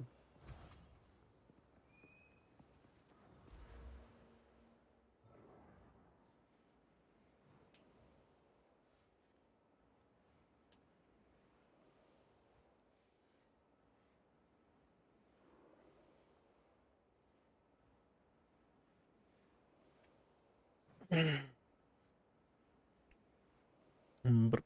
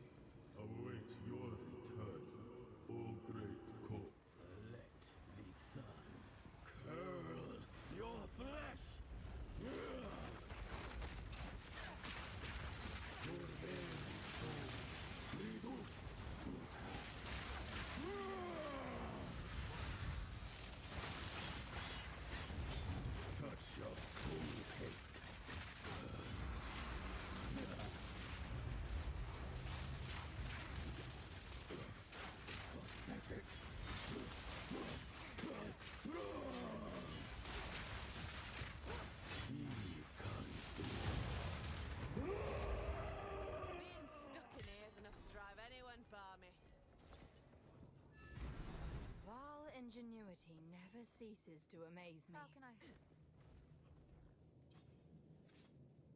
These runes. I can make out symbols for blood and offering. Wait, no. It's not a blood offering, it's someone of vile blood. Perhaps if I... All damage chills, always bleeds. Lightning storms. What a useless. Now this is truly something. You're a useless monkey. It's opening. Goodness me.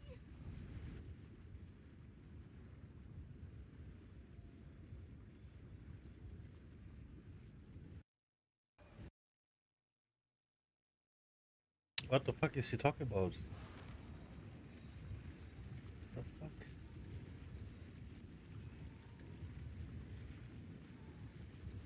We're back in the encampment? I can't believe it. We were right on top of this device the entire time.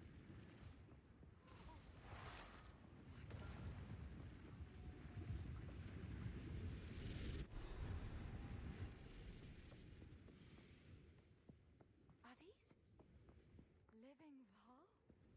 In the flesh? Hello! My name is Alva Valai. It was I who... No!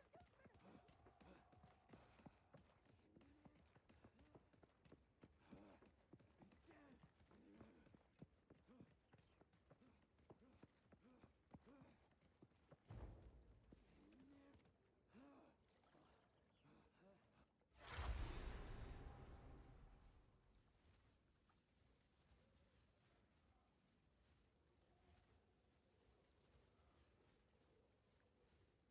There they are! No, God! I was hoping to avoid conflict. Straight through the air!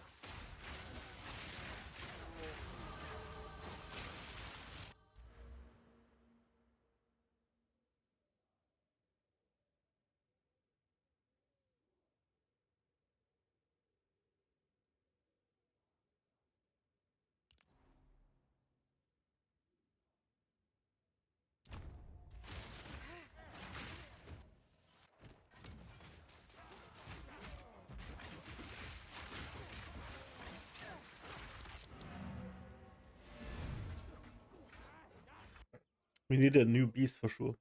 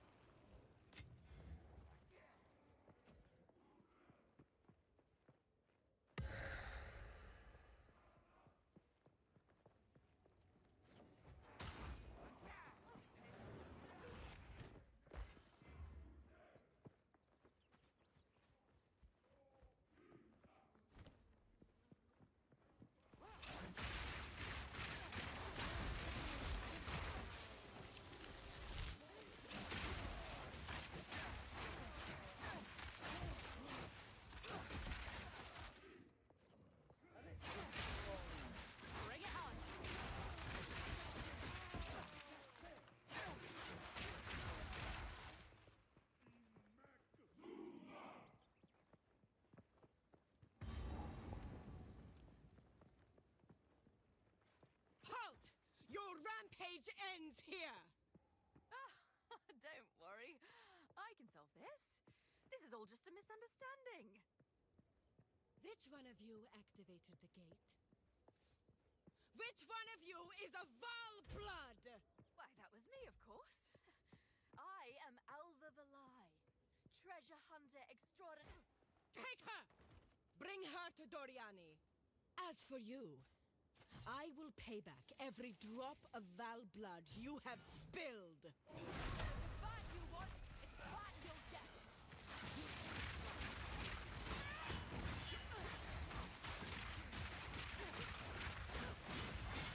You will fall before us. Lightning Shutterbone. Cali's Web.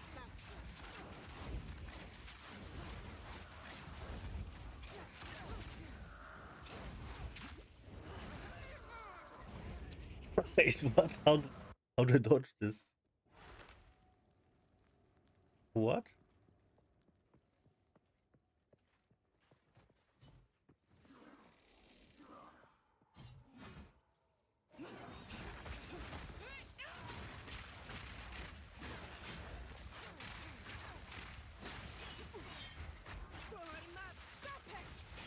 You will fall before us.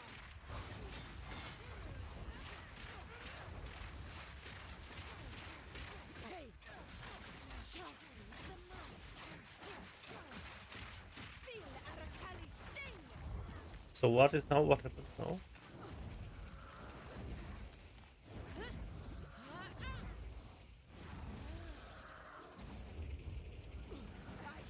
What the fuck?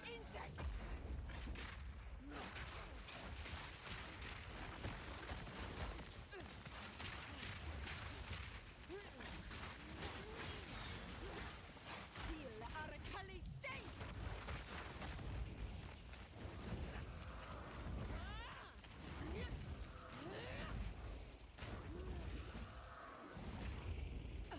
I shall crush you. What the fuck?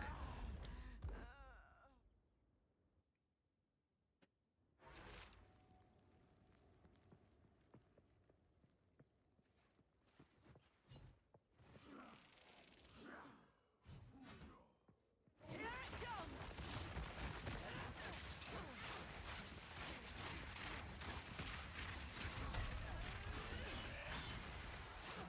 The Viper strikes.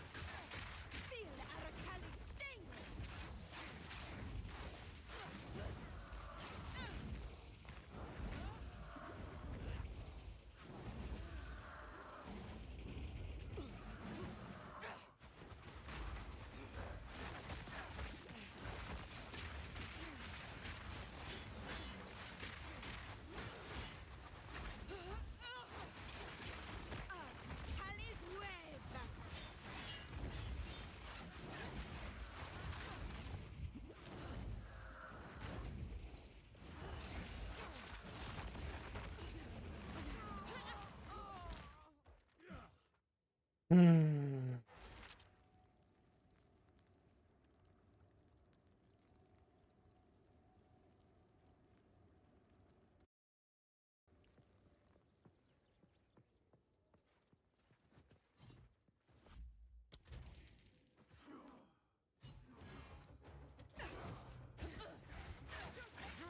the art.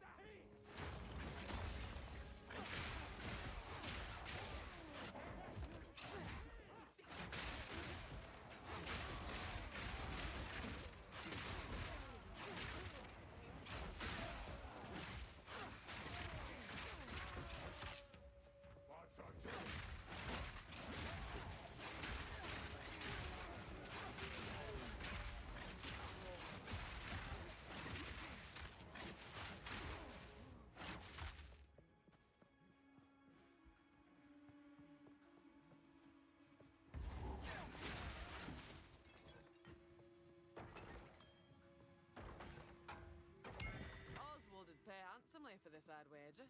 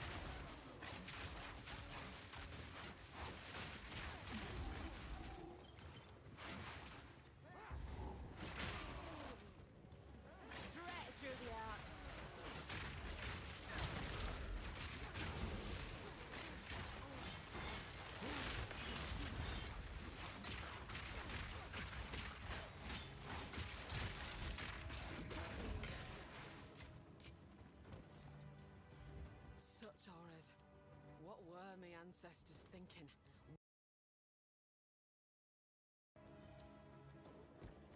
Spirit, forgive me for this.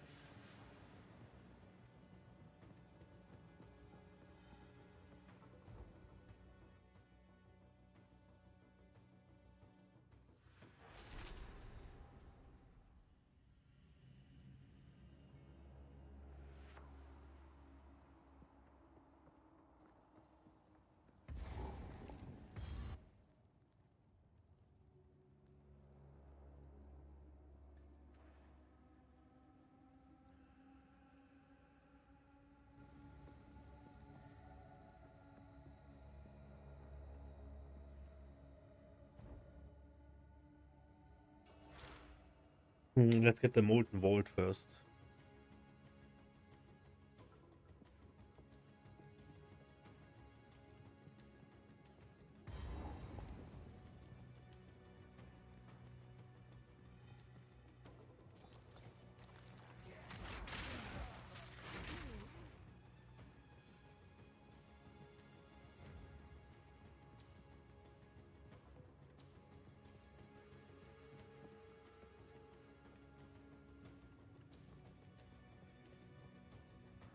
My arms are dead. The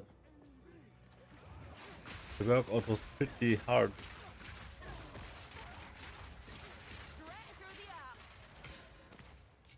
That's cool.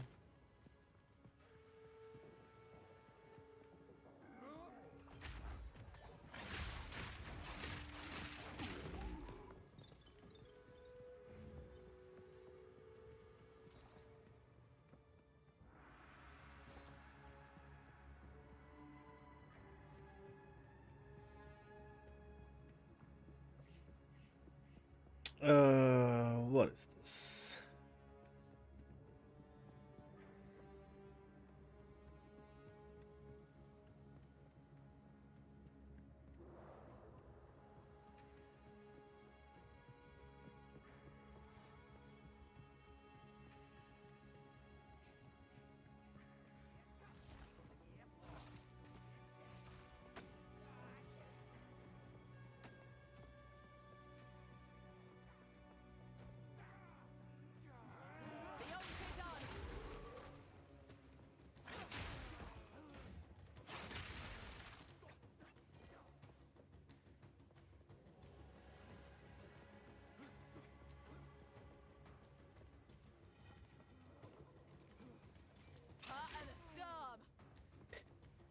Can it be here?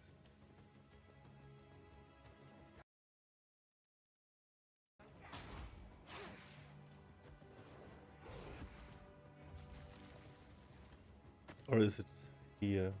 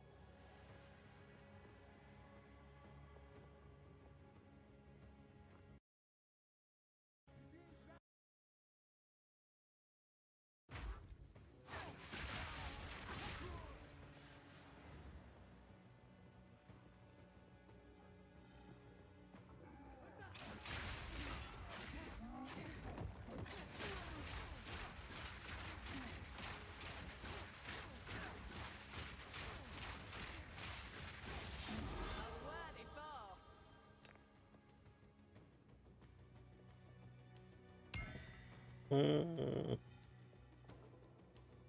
again, this.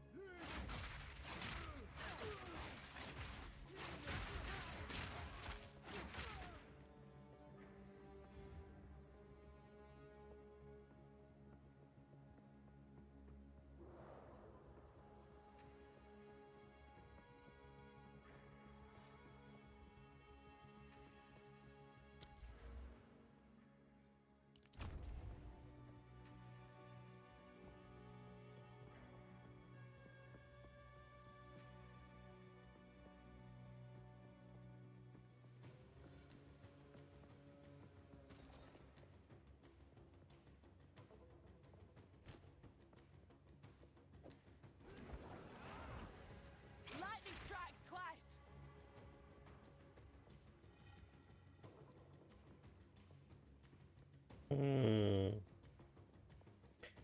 Where could it be?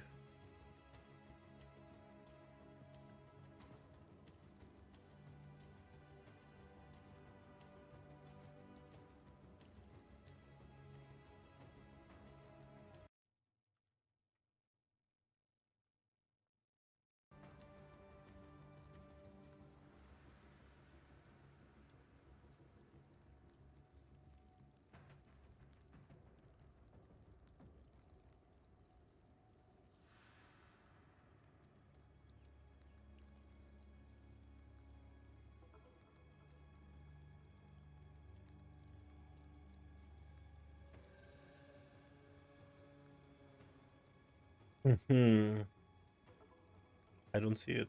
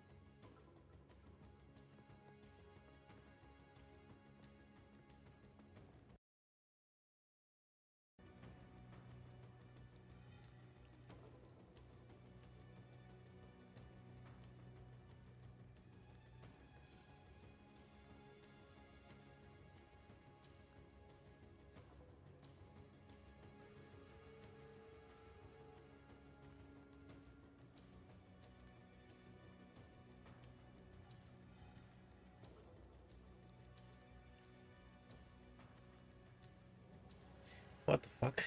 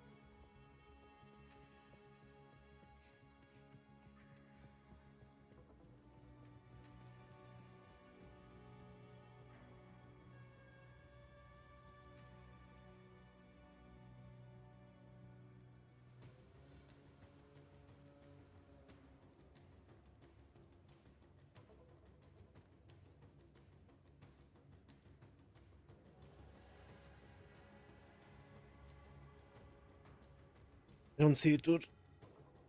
Is it really that late already? Wow.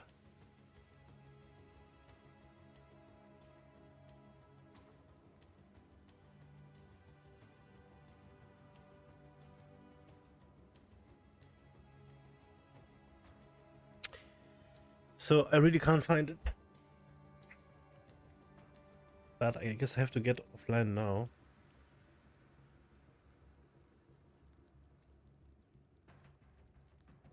And then next time it's gonna be reset. Oh, the pain.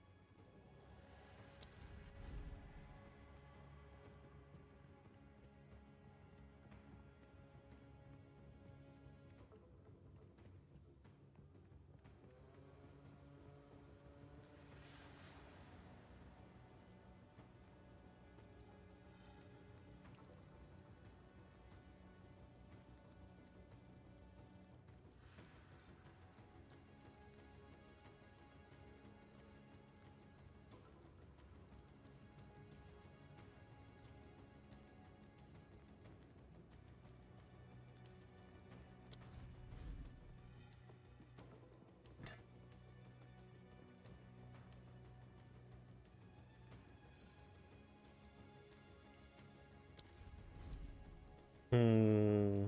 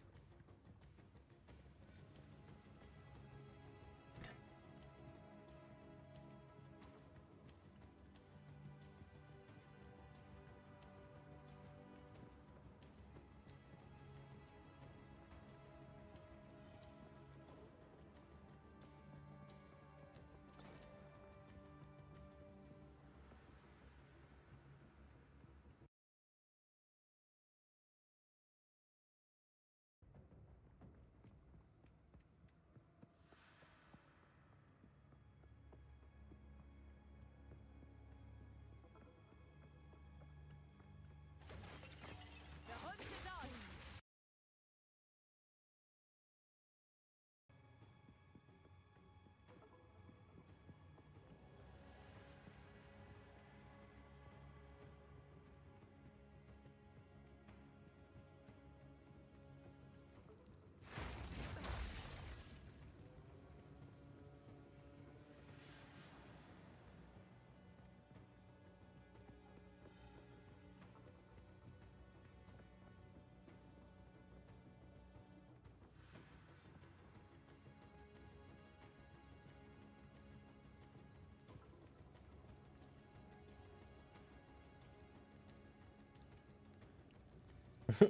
Where is it?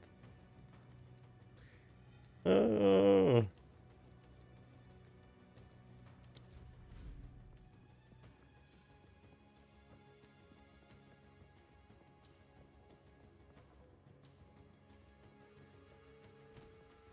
It's a bug, I swear.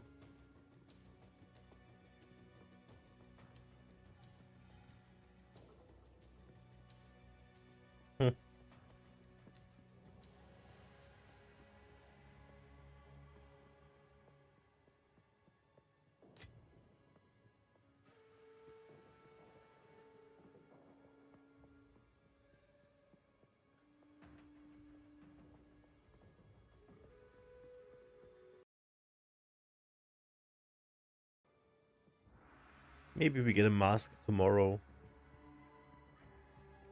For 2C.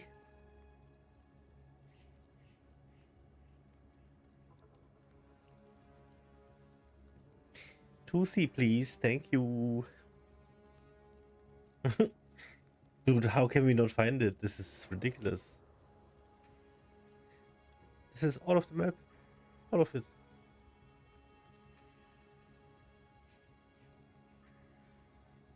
Well, GG.